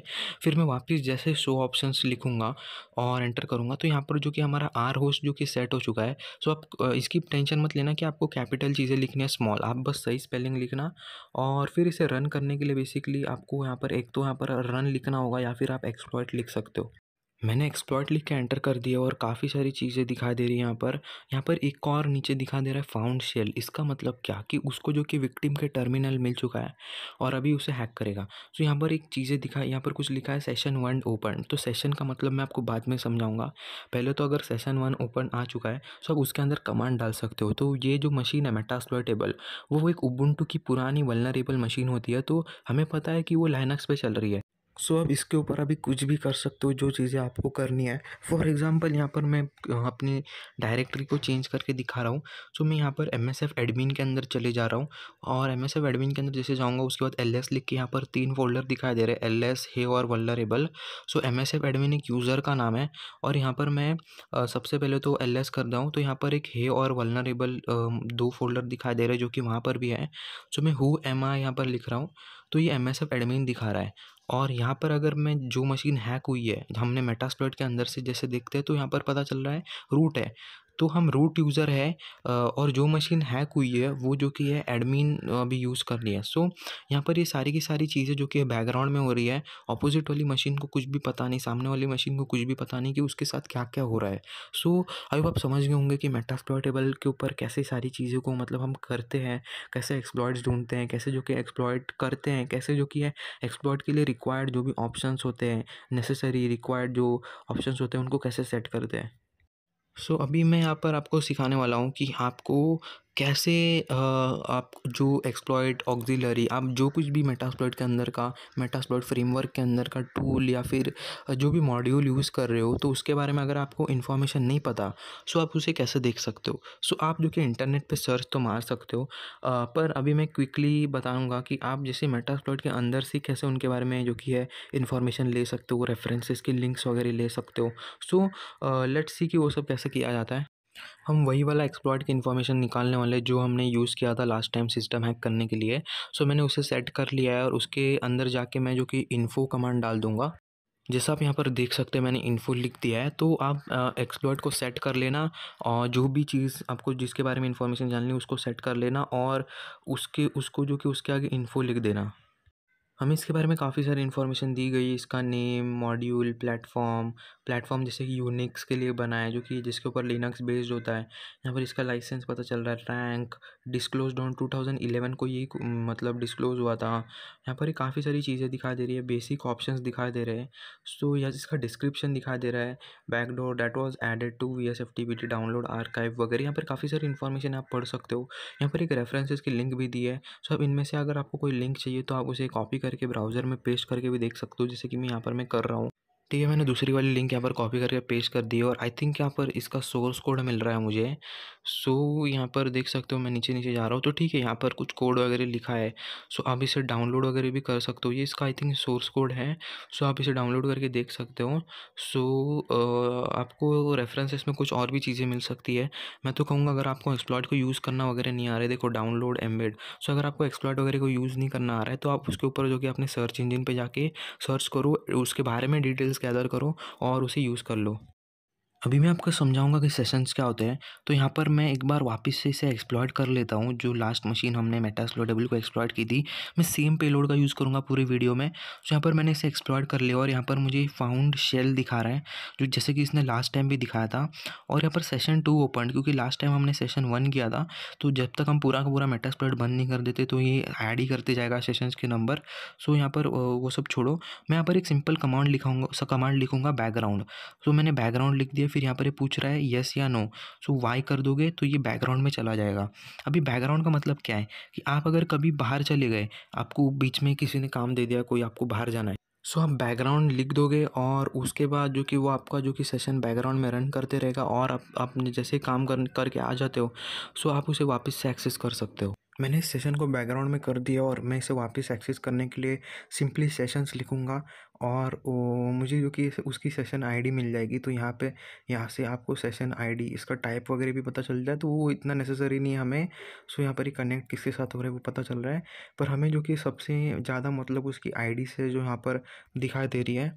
सो आपको सिंपली क्या करना है, आपको सेशंस लिख देना है और उसके बाद वो आपको यहाँ पर आईडी का सॉरी यहाँ पर आपको सेशंस लिखना है, सेशन लिखना है और उसके आगे आपको जो कि हाइफन आई देना है। आई का मतलब इंटरैक्ट। यहाँ पर एक और मिस्टेक कर दिया, आई डोंट नो इतने सारे मिस्टेक क्यों हो रहे हैं। सो यहाँ पर मुझे पता चल रहा है क्या मिस्टेक हो रही है। तो आपको सेशंस देना है, यहाँ सेशंस डैश आई और उसके आगे मैंने यहाँ पर एक्टिव सेशंस में उस आईडी का नाम दे दिया जो कि 2 था। सो यहाँ पर माइनस आई का हाइफन आई का मतलब होता है इंटरैक्ट, जैसे कि मैंने आपको बताया। तो अभी हमने वापस उसकी जो कि शेल का एक्सेस ले लिया और अभी यहाँ पर हम कमांड्स वगैरह भी डाल रहे हैं। सो कुछ ऐसा होता है बैकग्राउंड, तो मैं इसे वापस से बैकग्राउंड कर देता हूँ और ये येस और नो पूछ रहा है तो मैं इसे येस कर दूंगा, वाई लिख के एंटर करूँगा। और यहाँ पर अभी हम सेशंस की जो कि हेल्प मेन्यू खोल लेते हैं। तो सेशंस माइनस एच लिखना है आपको हेल्प मेन्यू खोलने के लिए। सो हेल्प मेन्यू के अंदर यहाँ पर काफ़ी सारे यहाँ पर सेशंस के भी कमांड ऑप्शंस हैं। सो इसमें से माइनस आई का यूज़ कर सकते हो जो अभी किया था, और आई के आगे आपको आईडी देनी है हो तो यहाँ पर एक किल करके भी दिखाई दे रहा है कि सेशन को किल करने के लिए उसे यूज़ होता है। और यहाँ पर अगर आपको सब सब सारे सेशंस को किल करना है तो आप कैपिटल के का यूज़ करते हो। तो यहाँ पर ये सेशंस के ऑप्शंस तो हमने देख लिए, तो अभी हम जो कि एक सेशन को किल करके देखेंगे। तो उसके लिए मैं लिखूँगा सेशंस और उसके आगे मुझे जो कि सेशन की आईडी पता चली कि वो 2 है। सो यहाँ पर मैं वापस से सेशंस लिख रहा हूँ। एस डालना भूलना हुआ तो उसके आगे लिखूँगा के, स्मॉल के, और उसके आगे 2 लिख दूँगा। सो यहाँ पर अभी ये सेशन किल हो चुका होगा, तो यहाँ पर सेशंस करके देखता हूँ, तो यहाँ पर लिखा दे रहा है नो एक्टिव सेशंस। तो ऐसे आप सेशंस को किल कर सकते हो। अभी हम देखेंगे कि स्टार्टिंग से आपने सेशन को आप कैसे बैकग्राउंड में डाल सकते हो। सो यहाँ पर जो एक्सप्लॉइट कमांड होता है उसे लिख के आप जो कि उसके आगे -j लगा सकते हो। जे का मतलब बैकग्राउंड होता है। जे बैकग्राउंड को स्पेसिफाई करता है कि आप बैकग्राउंड में डालना चाहते हो हमारी शेल को, या फिर जो भी मेटास्प्लॉइट सेशन आपको जो भी आपने हैक किया आप उसे ऑटोमेटिकली बैकग्राउंड में डालना चाहते हो।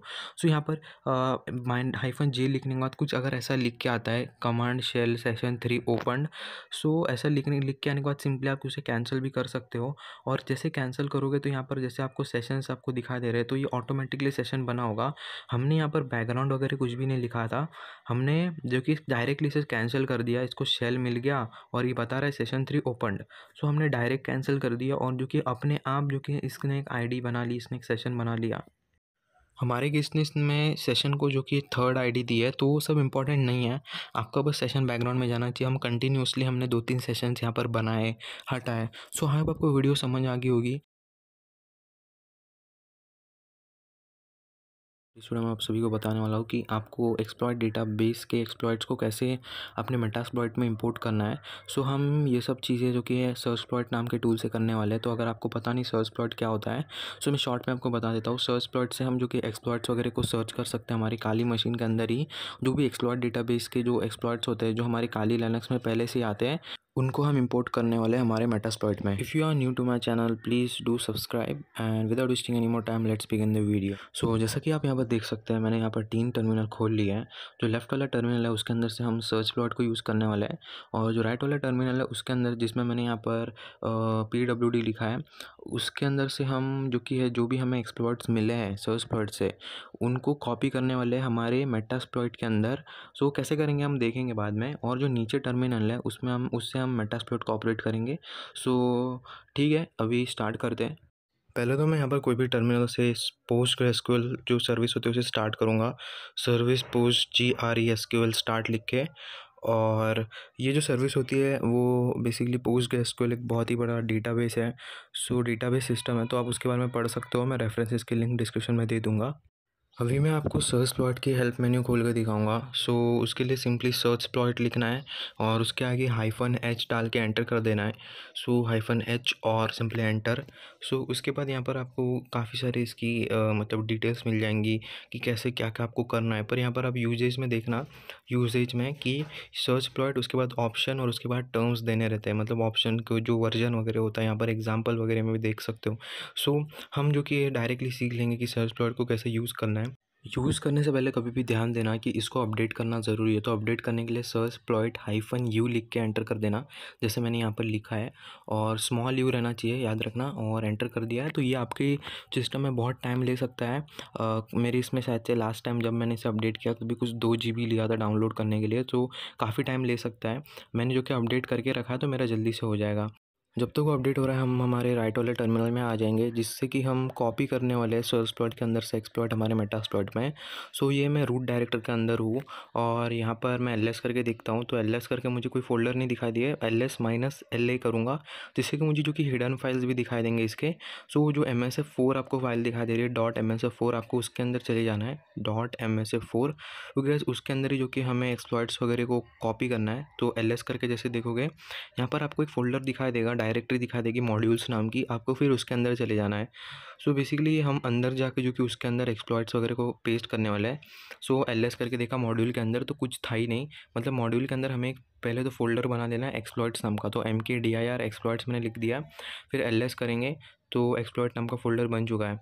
सो अभी ये एक्सप्लॉइट के अंदर आपको जाना है, पर फ़िलहाल हम यहीं रुक जाएंगे। हमारा जो साइड में जो कि काम हो चुका है, हमारा अपडेट हो चुका है, और हम जो कि जो भी हमें एक्सप्लॉइट चाहिए उसके लिए सर्च करेंगे।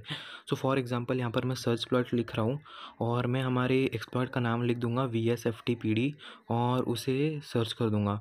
सो आप अपने हिसाब से आपको जो चाहिए वो सर्च कर देना। मैं यहाँ पर वर्जन भी डाल देता हूँ 2.3.4। एक सेकेंड, यहाँ पर मेरी जो स्क्रीन जो कि है वो थोड़ी हट गई है, गलत कुछ मिस्टेक हो गई। जस्ट वेट अ मिनट, मैं इसे वापस से सेट कर रहा हूँ। ठीक है, अभी मैंने जो किया है सर्च एक्सप्लॉइट में अपनी जो भी एक्सप्लॉइट जो मुझे चाहिए थी वो सर्च कर ली है। और यहाँ पर देख सकते हो मैंने VSFTPD 2.3.4 लिखा है, और यहाँ पर इसके दो एक्सप्लॉइट्स हमें नज़र आ रहे हैं। एक पाइथन की फ़ाइल है और एक रूबी की फ़ाइल है। तो उसमें से हम जो कि रूबी की फ़ाइल करना, मैं रूबी की फ़ाइल को पेस्ट करने वाला हूँ यहाँ पर मेटास्प्लॉइट में ऐड करने वाला हूँ हमारी इस वाले टर्मिनल, राइट वाले टर्मिनल में। पहले तो मैं यहाँ पर आपको फाइल सिस्टम में जाके दिखाता हूँ। सो एक सेकेंड, यहाँ पर है मेरी वीडियोज़ वगैरह रिकॉर्ड हो रही है। तो मैं यहाँ पर अपने फाइल सिस्टम में जाऊँगा सबसे पहले, और उसके अंदर जाऊँगा USR के अंदर। यहाँ पर आपको फ़ोल्डर दिखाई दे रहा है USR के अंदर, शेयर के अंदर। फिर यहाँ पर ऊपर आपको लाइन दिखाई दे रही है, उसके अंदर से आपको सर्च करते जाना है एक्सप्लॉइट DB। सो यूज़र शेयर एक्सप्लॉइट DB के अंदर आपको जो कि एक्सप्लॉइट फ़ोल्डर मिलेगा, और इसके अंदर आपको सारे जो कि ऑपरेटिंग सिस्टम्स वगैरह के लिए जितने भी एक्सप्लॉइट्स होंगे, विंडोज़, यूनिक्स, लाइनक्स, जो भी है ना, iOS, उस सब के लिए आपको इसके अंदर एक्सप्लॉइट्स मिलेंगे, एक्सप्लॉइट DB वाले। सो आप इन सारे के सारे एक्सप्लॉइट्स को आपको जो कि अपने मेटास्प्लॉइट के अंदर इंपोर्ट करना है। सॉरी, सारे के सारे एक्सप्लॉइट्स नहीं, जो एक्सप्लॉइट की आपको ज़रूरत है। आपने एक स्कैनिंग वगैरह कुछ परफॉर्म की और आपको वल्नरेबिलिटी पता चल गई। सो उस वल्नरेबिलिटी के लिए अगर आप एक एक्सप्लॉइट ढूंढ रहे हो जो कि मेटास्प्लॉइट के अंदर आपको नहीं मिला, तो आप इसके अंदर सर्च एक्सप्लॉइट से ढूंढ सकते हो, और वो इनमें से कोई तो एक फ़ोल्डर में होगा। एंड्रॉयड, विंडोज़ जो डायरेक्टरीज दिखाई दे रही इनमें से किसी एक में होगा। सो अब इनमें से आपको कॉपी करना है मेटास्प्लॉइट के अंदर। तो लेट्स सी कि वो आप कैसे कर सकते हो। सो मैं अपने राइट साइड वाले टर्मिनल पे वापस आ गया जहाँ पर मैंने एक्सप्लॉइट फ़ोल्डर बनाया था, एक्सप्लॉइट्स। सो एक्सप्लॉइट्स के अंदर आपको चले जाना है। मैंने CD एक्सप्लॉइट लिख दिया, और यहाँ पर अंदर आपके एक और आपको जो कि है डायरेक्टरी बनानी है। सो एक डायरेक्टरी बनाने के लिए मैं सिंपली कमांड डालूंगा mkdir, और आपको यूनिक्स नाम की डायरेक्टरी बनानी है, क्योंकि ये जो एक्सप्लॉइट है वो यूनिक्स का है। सो उसके बाद हम यूनिक्स के अंदर चले जाएंगे। फिर यूनिक्स के अंदर आपको एक और डायरेक्टरी बनानी है जो कि है रिमोट। सो मैं आपको बता रहा हूँ कि ऐसा सब मैं क्यों कर रहा हूँ। तो मैं एक्सप्लॉइट्स के अंदर जा रहा हूँ, यूनिक्स के अंदर। तो यूनिक्स के अंदर जो कि इतने सारे टाइप के एक्सप्लॉइट्स हैं, तो उसमें से जो हमें एक्सप्लॉइट यूज़ करना है वो रिमोट वाला है, क्योंकि हमने जो स्कैन किया था यहाँ पर सर्च एक्सप्लॉइट वाला लेफ्ट साइड वाले इसमें, उसके अंदर ये रिमोट था, इस वजह से। सो आई होप आप समझ गए होंगे कि मैं ऐसे फ़ोल्डर वगैरह क्यों बना रहा हूँ। सो मैं यूनिक्स के अंदर वापस से राइट साइड वाले टर्मिनल में यहाँ पर एक फ़ोल्डर बना लूँगा रिमोट नाम का, और रिमोट फ़ोल्डर के अंदर चले जाऊँगा। फिर तो मैं CD रिमोट डाल देता हूँ, उसके अंदर चले जाऊँगा। अभी मैं सही जगह पे आ चुका हूँ, और यहाँ पर मुझे सर्च एक्सप्लॉइट का जो एक्सप्लॉइट है उसे बस कॉपी करना है। सो हमने जो कि है फाइल मैनेजर में जाके देखा था हमारे फाइल सिस्टम में कि वो जो एक्सप्लॉइट डेटाबेस के सारे एक्सप्लॉइट्स हैं वो कहाँ होते हैं। सो हमें वहाँ से जो कि कॉपी करना है, और कॉपी करके जो कि हम जहाँ पर आ चुके हैं ना MSF.MSF4 के अंदर, फिर हमने एक्सप्लॉइट, यूनिक्स, रिमोट जो फोल्डर्स बनाए थे उसके अंदर आ चुके हैं। हम अभी रिमोट के अंदर है। सो हमें रिमोट के अंदर उसे सिंपली पेस्ट कर देना है। सो यहाँ पर लेफ़्ट साइड में आप देखना सर्च एक्सप्लॉइट के यहाँ पर जहाँ पर VSFTPD दिखाई दे रहा है, लिखा है। सो वहाँ पर जो हम सेकंड वाला एक्सप्लॉइट है जो कि RB का है, उसे इंपोर्ट करने वाले, सो उसका पाथ यहाँ पर दिखाई दे रहा होगा कि वो एक्सप्लॉइट डेटाबेस के अंदर, यूनिक्स के अंदर, रिमोट के अंदर जो प्रेजेंट है। सो लेट्स सी कि हम इसे कैसे इंपोर्ट कर सकते हैं। अभी मैं अपने फ़ाइल मैनेजर में चले जाऊंगा, और फाइल मैनेजर में जाने के बाद मैं जो इसकी पाथ है एक्सप्लॉइट्स की, सो इसे पूरी की पूरी कॉपी कर लूँगा। तो अभी ये मुझे क्यों ज़रूरत पड़ रही है, क्योंकि हमें जो सर्च एक्सप्लॉइट ने पाथ दी है वो इसके अंदर से इसके बाद वाली पाथ दी है। हमें डेटाबेस की पाथ खुद से पेस्ट करनी है यहाँ पर। सो मैं अभी यहाँ पर राइट वाले टर्मिनल में अपने सिंपली अपना जो कॉपी कमांड है उसे डाल के ये पाथ पेस्ट कर दूँगा। सो यहाँ पर मैं कॉपी कमांड डाल रहा हूँ CP, और उसके बाद ये जो पाथ अभी हमने कॉपी की वो पेस्ट कर देनी है। सो इसके बाद यहाँ पर आपको ये जो यूनिक्स RB वाली पाथ है उसको कॉपी करके इस साइड पेस्ट कर लेना है। सो यहाँ पर अभी हमारी पूरी की पूरी हमने जो कि कॉपी वाली एक साइड की कमांड लिख दी है कि हमें कहाँ से जो कि एक्सप्लॉइट को उठाना है, और अभी हमें कहाँ इसे पेस्ट करना है वो लिखेंगे। सो पेस्ट वही फ़ोल्डर में करना है जिस फ़ोल्डर के अंदर से, जिस डायरेक्टरी के अंदर से हम अभी कमांड लिख रहे हैं। सो वो डायरेक्टरी है कहाँ, तो वो डायरेक्टरी है रूट के अंदर। फिर रूट के अंदर से डॉट MSF4 नाम का फ़ोल्डर था, उसके अंदर थी। और फिर MSF4 के अंदर फिर हमने जो कि मॉड्यूल्स के अंदर गए थे, और मॉड्यूल्स के अंदर से फिर एक्सप्लॉइट वगैरह के अंदर हम गए थे। हमने एक्सप्लॉइट फ़ोल्डर बनाया था, तो हम एक्सप्लॉइट लिख देंगे। फिर हमने एक्सप्लॉइट फ़ोल्डर के अंदर एक और फ़ोल्डर बनाया था यूनिक्स नाम का, तो यूनिक्स लिख देंगे। फिर यूनिक्स के बाद जो कि हम रिमोट लिख देंगे जिसके अंदर हम हैं। ये पूरा का पूरा कमांड आपको लिख देना है। और यहाँ पर जैसे स्टार्टिंग में देख सकते हो, यहाँ से हमने जो कि पेलोड को उठाया है इस डायरेक्टरी से, और उसे पेस्ट हमने यहाँ पर किया है जो कि है /root/MSF4। और आपको ये कमांड बस एंटर कर देना है, और एंटर करने के बाद अगर आप ls लिखते हो आपको जो कि यहाँ पर आपका एक्सप्लॉइट है वो पड़ा हुआ दिख जाएगा। अभी हमने मेटास्प्लॉइट के अंदर एक और जो कि एक्सप्लॉइट ऐड कर लिया है। अभी हमें उसका डेटाबेस जो कि अपडेट करना है। डेटाबेस अपडेट करने के लिए हम अपडेट db कमांड देंगे, जैसे कि यहाँ पर मैंने दे दिया है। ये कमांड जो कि पूरे के पूरे डेटाबेस को अपडेट कर देगा एक और बार। अगर नए पेलोड आपने डाल दिया है, नया अगर आपने एक्सप्लॉइट डाल दिया है, एक्सप्लॉइट या कुछ भी अगर आप ऐड करोगे तो मेटास्प्लॉइट वगैरह के अंदर, ये कमांड डाल देना है, तो जिससे कि उसका डेटाबेस अपडेट हो जाएगा। ये कभी कभी बहुत टाइम भी ले लेता है। तो अभी हमारा हो चुका है यहाँ पर ये कमांड एग्जीक्यूट। और अभी हम मेटास्प्लॉइट में जाएंगे, तो मेटास्प्लॉइट में ध्यान से देखना 2264 एक्सप्लॉइट्स यहाँ पर इसमें प्रेजेंट है। और जैसे ही मैं इसे एग्जिट कर दूंगा, तो मैंने एग्जिट कर दिया अभी, और मैं इसे वापस ओपन करूँगा। लेट्स सी कि ओपन होने के बाद इसमें एक्सप्लॉइट्स बढ़ते हैं या नहीं, क्योंकि गाइस अभी हमने जो कि एक एक्सप्लॉइट को जो कि इसमें ऐड किया है। लेट्स सी कि इसमें कुछ जो कि है एक्सप्लॉइट्स के नंबर में कुछ इंक्रीमेंट होती है या नहीं।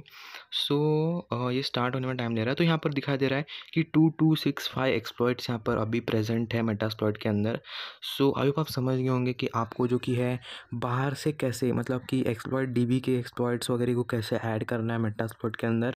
अभी इस एक्सप्लॉइट को जो कि सर्च करके देखते हैं हमारे मेटास्प्लॉइट के अंदर। तो हम इस एक्सप्लॉइट का जो कि नंबर कॉपी कर लेंगे, हम इसे नंबर से सर्च करेंगे पहले, और हम यहाँ पर सर्च कमांड डाल के सिंपली उस नंबर को पेस्ट कर देंगे कि वो नंबर क्या था। यहाँ पर हमारा एक्सप्लॉइट हमें दिख चुका है, एक्सप्लॉइट यूनिक्स रिमोट, और VSFTPD डिस्क्रिप्शन में है, तो वही वाला एग्जैक्ट है। हम इसे एक और बार सर्च करके देखेंगे इसके नाम से ही, ये जो एक्सप्लॉइट के नाम से। तो मैं यहाँ पर सर्च लिखूँगा, उसके कि VSFTPD लिखूँगा, और उसकी जो कि वर्जन भी लिख दूँगा। आप वर्जन नहीं लिखोगे तो भी चलेगा, तो मैं सर्च मार रहा हूँ। यहाँ पर 2 एक्सप्लॉइट्स मिल गए। जो 0 नंबर वाला एक्सप्लॉइट है वो जो कि है मेटास्प्लॉइट का एक्सप्लॉइट है, ये वाला। और जो सेकेंड वाला एक्सप्लॉइट है ना 17491 वाला, वो जो कि हमने ऐड किया हुआ है। और इस वीडियो में मैं आप सभी को सिखाने वाला हूँ कि आपको पोर्ट लिसनिंग कैसे करनी है। मतलब कि हम इस वीडियो में एक पेलोड बनाएंगे, चाहे वो एंड्रॉयड का हो विंडोज़ का हो। हम एंड्रॉयड का पेलोड बनाने वाले हैं, और हम विक्टिम के फ़ोन में भेजेंगे। वो पेलोड रिवर्स कनेक्शन वाला होने वाला है। तो आपको रिवर्स कनेक्शन वगैरह पता नहीं, तो रिवर्स कनेक्शन बाइंड कनेक्शन क्या होता है वो वाली वीडियो में की लिंक मैं डिस्क्रिप्शन में दे दी है, जाके चेक कर लेना। हम एंड्रॉयड में रिवर्स कनेक्शन यूज़ करेंगे, और हम पेलोड बना के विक्टिम के फ़ोन में डाल देंगे। और जैसे ही विक्टिम पेलोड को यूज़ करेगा, तो जो कि वो हमसे कनेक्शन बनाने की कोशिश करेगा उसका पेलोड। हम अपने कंप्यूटर पे कैसे उस कनेक्शन को रिसीव कर सकते हैं, लिसन कर सकते हैं, वो इस वीडियो में समझने वाले हैं। और MS ऑफ कंसोल में आप कैसे पेलोड वगैरह को सेट कर सकते हो, वो सब चीज़ें भी हम जानने वाले इसी वीडियो में। यहाँ पर मैंने एक सिंपल एंड्रॉयड का पेलोड जो भी बनाया है, और ये कमांड वगैरह जो भी मैंने डाले हैं वो सब कुछ मैंने सीखा है। यहाँ पर हमारा जो पेलोड है अभी बन के रेडी हो जाएगा। जैसा कि आप यहाँ पर देख सकते हैं हमारा पेलोड बन चुका है। अभी जो आपको ये पेलोड जो यहाँ पर दिखा दे रहा है, जो आपने बनाया है, वो आपको विक्टिम को सेंड कर देना है। फिर यहाँ पर आपको अपने जो कि है टर्मिनल में MS ऑफ कंसोल कमांड डाल के मेटास्प्लॉइट को ऑन कर लेना है। तो यहाँ पर मैं अपने मेटास्प्लॉइट को पहले खोल लेता हूँ। अभी हम यहाँ पर जो लिखेंगे यूज़ एक्सप्लॉइट स्लैश, उसके बाद लिखेंगे multi/handler। तो अभी हमने ये जो कुछ भी लिखा है यहाँ पर use exploit slash multi slash handler, तो मैंने ये जो अभी कमांड एग्जीक्यूट किया है, वो कमांड का मतलब क्या है। हम जो कि है ऑलमोस्ट सब चीज़ों का मतलब देखने वाले इस वीडियो में। अगर आप बिगिनर हो तो ये आपके लिए बहुत ज़रूरी होती है सारी चीज़ें, तो ध्यान से सुनना। यहाँ पर हम एक्सप्लॉइट तो समझ सकते हैं हमने एक्सप्लॉइट क्यों दिया, क्योंकि गाइस हम एक्सप्लॉइट के लिए लिसन कर रहे हैं जो पेलोड है उसके लिए। पर यहाँ पर ये मल्टी हैंडलर का क्या यूज़ है, मल्टी उसके बाद स्लैश हैंडलर। मल्टी का मतलब होता है बहुत सारे, मतलब मल्टीपल। और हैंडलर होता है, हैंडलर का मतलब है वो ये वही है जिससे हम लिसनिंग करने वाले हैं, मतलब सुनने वाले इनकमिंग कनेक्शंस को, मतलब जो भी आपके आपके कंप्यूटर के साथ कनेक्शन बनाना चाह रहा है, रिवर्स कनेक्शन आपका पेलोड, उसको सुनने वाले हैं। सो मल्टी से यूज़ करने से क्या होगा, आप चाहे एंड्रॉयड का बनाओ, चाहे लाइनक्स का बनाओ, चाहे विंडोज़ का बनाओ, आप कोई भी पेलोड यहाँ पर सेट करो आपके मेटास्प्लॉइट में, वो सबके लिए रिस्पॉन्सिबल होगा, वो सबके कनेक्शंस सुनेगा। अब आप समझ गए होंगे ये कमांड मैंने क्यों दिया और उसका मतलब क्या होता है। सो यहाँ पर आपको एक नीचे लाइन दिखाई दे रही होगी, using configured payload generic shell reverse TCP. So इसका मतलब क्या है कि इसने एक डिफ़ॉल्ट पेलोड सेट कर लिया है खुद के लिए, जो कि मेटास्प्लॉइट में जो कि उस पहले से कॉन्फ़िगरेशन करके रखते हैं कि आपका काम आसान हो जाए। इसलिए इसने जो कि है एक पेलोड सेट कर लिया उसके लिए, जेनेरिक स्लैश शेल्स जो कि है रिवर्स टीसीपी। मतलब कि ये एक जेनेरिक पेलोड है जो कि शेल का एक्सेस देगा आपको। पर गाइज़ हम जो कि थोड़ा-सा एडवांस चीज़ें यूज़ करने वाला है। अभी ये शेल मतलब क्या मैं कह रहा हूँ, अगर आपको समझ नहीं आ रहा है तो एक बार कह देता हूँ सिंपल लैंग्वेज में कि हम एक्सप्लॉइट सुनने वाले हैं, तो बेसिकली मतलब कि हम उसको पहले तो लिसन करेंगे, हमने हमारे जो सामने वाले विक्टिम के फ़ोन पे जो कनेक्शन आ रहा है हम उसे लिसन करेंगे। फिर लिसन करेंगे तो हम कनेक्ट भी हो जाएँगे, पर उसके बाद क्या होगा, उसके बाद हमें मेटास्प्लॉइट के अंदर से उसे एक्सप्लॉइट करना होगा। मतलब उसके अंदर से हमें काफ़ी चीज़ें, उसकी इन्फॉर्मेशन निकालनी है, उस डिवाइस के अंदर काफ़ी सारे चेंजेस करने, वायरस और घुसाने उसके अंदर। सो ये सब हम काम कैसे करेंगे? सो उसके लिए हमें बेसिकली विक्टिम के फ़ोन में कुछ ना कुछ तो एक्सेस चाहिए होगा ना। जैसे कि हमें अगर जैसे कि इसने जो डिफ़ॉल्ट पेलोड सेट किया है, जो कि है एक जेनेरिक पेलोड है जो कि हमें शेल का एक्सेस देता है। सो हमें उसके जो कि टर्मिनल का एक्सेस मिल जाएगा, मतलब हम उसमें टर्मिनल पे नॉर्मल कमांड्स चला पाएंगे, LSCD अगर वो लिनक्स का होगा तो। सो एंड्रॉयड भी जो कि है लाइनक्स के कर्नल पे ही चलता है, अगर आपको पता नहीं तो बता रहा हूँ। तो अगर एंड्रॉयड का भी आपको शेल मिल जाता है, सो आप ऐसा कर सकते हो, आप ट्राई करके देखना। मैंने तो एंड्रॉयड पे अभी तक शेल वगैरह ज़्यादा ट्राई करके नहीं देखा है। तो अगर आपके पास फ्री टाइम है तो ट्राई करके देखना। सो हम यहाँ पर ये शेल वाला नहीं लेने वाले, यहाँ पर एक मेटरप्रेटर करके चीज़ होती है जो कि सेल जैसी होती है, पर वो सेल से थोड़ी एडवांस आप कह सकते हो, कि उसके अंदर से हम काफ़ी सारी चीज़ें कर सकते हैं, जैसे कि विक्टिम के फ़ोन में कोई ऐप इंस्टॉल करवाना, विक्टिम के फ़ोन में कुछ ऑडियो फाइल चलवाना, विक्टिम के SMS डंप करवाना। SMS डंप अगर आप करवाते हो तो आप विक्टिम के OTPs वगैरह को भी हैक कर सकते हो। सो ऐसी सारी चीज़ें आप मेटरप्रेटर से कर सकते हैं। तो मेटरप्रेटर बना ही इसलिए था क्योंकि ये जो शेल के साथ कुछ कमियाँ थी, उसे जो कि है मेटरप्रेटर से जो कि है फिल किया गया। तो ठीक है, अभी हम हमारा पेलोड सेट कर लेते हैं। तो मैं यहाँ पर कमांड लिख लेता हूँ सेट पेलोड। तो हम एंड्रॉयड के लिए कर रहे हैं, तो मैं यहाँ पर सेट पेलोड के बाद यहाँ पर एंड्रॉयड लिख दूंगा। एंड्रॉयड के बाद यहाँ पर मैं मेटरप्रेटर दूंगा क्योंकि हमें मेटरप्रेटर का सेशन चाहिए, और उसके बाद मैं लिखूंगा रिवर्स TCP क्योंकि ये रिवर्स कनेक्शन है। सो ऐसा आपको पेलोड सेट करना है मेटरप्रेटर वाला। तो अभी हम इसके ऑप्शंस देखेंगे कि इसको चलाने के लिए क्या क्या चीज़ें रिक्वायर्ड है। तो शो ऑप्शंस मैंने कमांड लिख दिया, और उसके बाद मुझे यहाँ पर पता चलेगा कि इसको चलाने के लिए कौन सी ऑप्शंस रिक्वायर्ड है। तो यहाँ पर एलओस्ट और एलपोर्ट रिक्वायर्ड है, जिसमें कि जो एलपोर्ट है वो पहले से दी गई है, और हमें जो कि है बस एलओस्ट जो कि इसके अंदर सेट करनी है। तो एलओस्ट सेट करने के लिए हम कमांड लिखेंगे सेट एलहोस्ट। ये सब हमने पहले भी किया था। सो मैंने सेट एलहोस्ट लिखा यहाँ पर, और उसके बाद जो कि है वो एलहोस्ट हमें क्या सेट करना है। तो बेसिकली एलहोस्ट मतलब हम खुद के कंप्यूटर के ऊपर लिसनिंग करने वाले हैं, मतलब कि हमें जो कि है विक्टिम से आने वाले कनेक्शंस को अपने कंप्यूटर पर सेट करना है। तो एलोस्ट मतलब कि हमारी जो लोकल आईपी होती है वो देनी है वहाँ पर। यहाँ पर मैंने देख सकते हो कि मैंने एलोस्ट में WLAN 0 क्यों लिखा है। सो WLAN 0 लिखने का मतलब ये है कि अगर मैं WLAN 0 लिखता हूँ, सो जो मेरी वाईफाई कनेक्शन वाली आईपी एड्रेस है वो खुद ब खुद मेटास्प्लॉइट ले लेता है। ये हमने प्रीवियस वीडियोज़ में डिस्कस किया था कि ये WLAN 0 मैंने क्यों दिया है, तो वीडियो जाके चेकआउट कर लेना तो आपको पता चल जाएगा। सो यहाँ पर मैंने WLAN 0 ले लिया है। सो मैं एंटर कर देता हूँ, और यहाँ पर जो मेरी लोस्ट है वो सेट हो चुकी है। आप जो कि भी मैन्युअली अपनी नंबर से भी आईपी एड्रेस को सेट कर सकते हो, सेट एलोस्ट लिख के। मैंने वापस से शो ऑप्शंस किया, तो शो ऑप्शंस में मेरी जो एलोस्ट है वो सेट हो चुकी है, जैसे कि देख सकते हो। और एलपोर्ट जो भी रिक्वायर्ड ऑप्शन है वो सब के सब सेट हो चुके हैं। अभी हम इसे एक्सप्लॉइट कर सकते हैं। तो एक्सप्लॉइट करने के लिए सिंपली आपको कमांड लिख देना है एक्सप्लॉइट, और एंटर कर देना है। सो जैसे आप ये कमांड लिखते हो, फिर आपको उसके बाद जो कि विक्टिम के फ़ोन में जाके आपको एप्लीकेशन ओपन करना है विक्टिम का। सो गाइस अभी मैंने जस्ट ये एप्लीकेशन अपने फ़ोन में ले लिया है, और एक सेकंड में अभी अपनी जो कि स्क्रीन की रिकॉर्डिंग आपको दिखा देता हूँ यहाँ पर। सो ये एप्लीकेशन को मैंने अभी जस्ट ओपन, मैंने इसके ऊपर क्लिक किया था, और यहाँ पर ये जो कि है मेटरप्रेटर का सेशन खुल चुका है। सो मैं एप्लीकेशन अपनी फ़ोन को एक बार बंद करके चालू कर देता हूँ, तो फिर भी यहाँ पर ये मेटरप्रेटर का सेशन वगैरह कुछ गया नहीं है। सो अभी मैं फ़ोन को बस एक मतलब ऐसे ही खोल के रख देता हूँ सिंपली। और यहाँ पर मैं शो ऑप्शंस ठीक है, तो यहाँ पर ये मेटरप्रेटर के अंदर शो ऑप्शंस कमांड नहीं चलेगा, तो यहाँ पर आपको हेल्प कमांड देना है मेटरप्रेटर के अंदर। सो इसके अंदर देख सकते हो डंप कॉन्टैक्ट्स, फिर यहाँ पर काफ़ी सारे कमांड्स है, हाइड ऐप आइकन, और यहाँ पर लोकेशन आप निकाल सकते हो, आपको उस विक्टिम के फ़ोन से एसएमएस सेंड करा सकते हो, उसके फ़ोन में एप्लीकेशन इंस्टॉल करवा सकते हो। सो आप काफ़ी सारी चीज़ें करवा सकते हो। मैं यहाँ पर एक दो कमांड आपको देके दिखा देता हूँ। आप उसके माइक रिकॉर्ड कर सकते हो, उसका वेबकैम रिकॉर्ड कर सकते हो, तो ठीक है, काफ़ी सारी चीज़ें कर सकते हो। सो यहाँ पर एक मुझे ऊपर यहाँ पर स्क्रीन शेयर करा सकते हो, तो आपको जो करना है करा सकते हो। सो ये सिस इन्फो करके एक कमांड है, वो मैं आपको करके दिखा देता हूँ। सो यहाँ पर मैं सिस इन्फो लिखता हूँ। सिस इन्फो का मतलब कि ये सिस्टम की इन्फॉर्मेशन देगा हमको।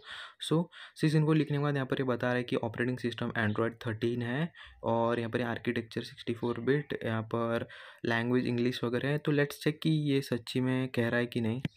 सो मैंने अपने यहाँ पर सेटिंग में जाकर दिखाया कि मेरा एंड्रॉयड वर्जन जो कि एकदम ही 13 है, जैसे कि इसने कहा। सो ये परफेक्ट इन्फॉर्मेशन वगैरह प्रोवाइड करता है, और जो आप इसे टास्क कहोगे वो ऑलमोस्ट सब के सब टास्क जो कि कंप्लीट करके देगा आपको। इसके अंदर आप और भी कुछ कॉन्फ़िगरेशंस वगैरह कर सकते हो, वो हम अगले एंड्रॉयड हैकिंग की सीरीज़ में देखेंगे। सो मैं एंड्रॉयड हैकिंग के ऊपर भी पूरी कंप्लीट सीरीज़ बनाने वाला हूँ। सो चैनल को सब्सक्राइब करना, अगर वीडियो अच्छी लगे तो वीडियो को लाइक कर देना। अब तक जो हम हैकिंग कर रहे थे वो अपने लोकल एरिया नेटवर्क के अंदर कर रहे थे, मतलब कि प्राइवेट नेटवर्क के अंदर कर रहे थे। अब हम जानेंगे कि वही जो हैकिंग हमने पेलोड्स वगैरह काफ़ी सारे पेलोड्स बनाए हैं, और हमने देखा कि आप सिस्टम्स वगैरह को कैसे हैक कर सकते हो क्लाइंट साइड अटैक से रिवर्स कनेक्शन का यूज़ करके। अभी इसमें एक जो सबसे बड़ी दिक्कत आती है वो आती है कि जो आप जो भी काम कर रहे थे वो जो कि आपने लोकल एरिया नेटवर्क के अंदर कर रहे थे, मतलब कि आपका जो भी आपने प्रैक्टिकल किया होगा, अगर आप उसे इंटरनेट पे करने की ट्राई करोगे तो वो सब नहीं चलेंगे, क्योंकि गाइस हमने उसके अंदर जो भी अपनी आईपी एड्रेस वगैरह यूज़ की थी वो अपनी जो कि प्राइवेट आईपी एड्रेस यूज़ की थी, जो कि बस अपने लोकल एरिया नेटवर्क के अंदर काम करती है।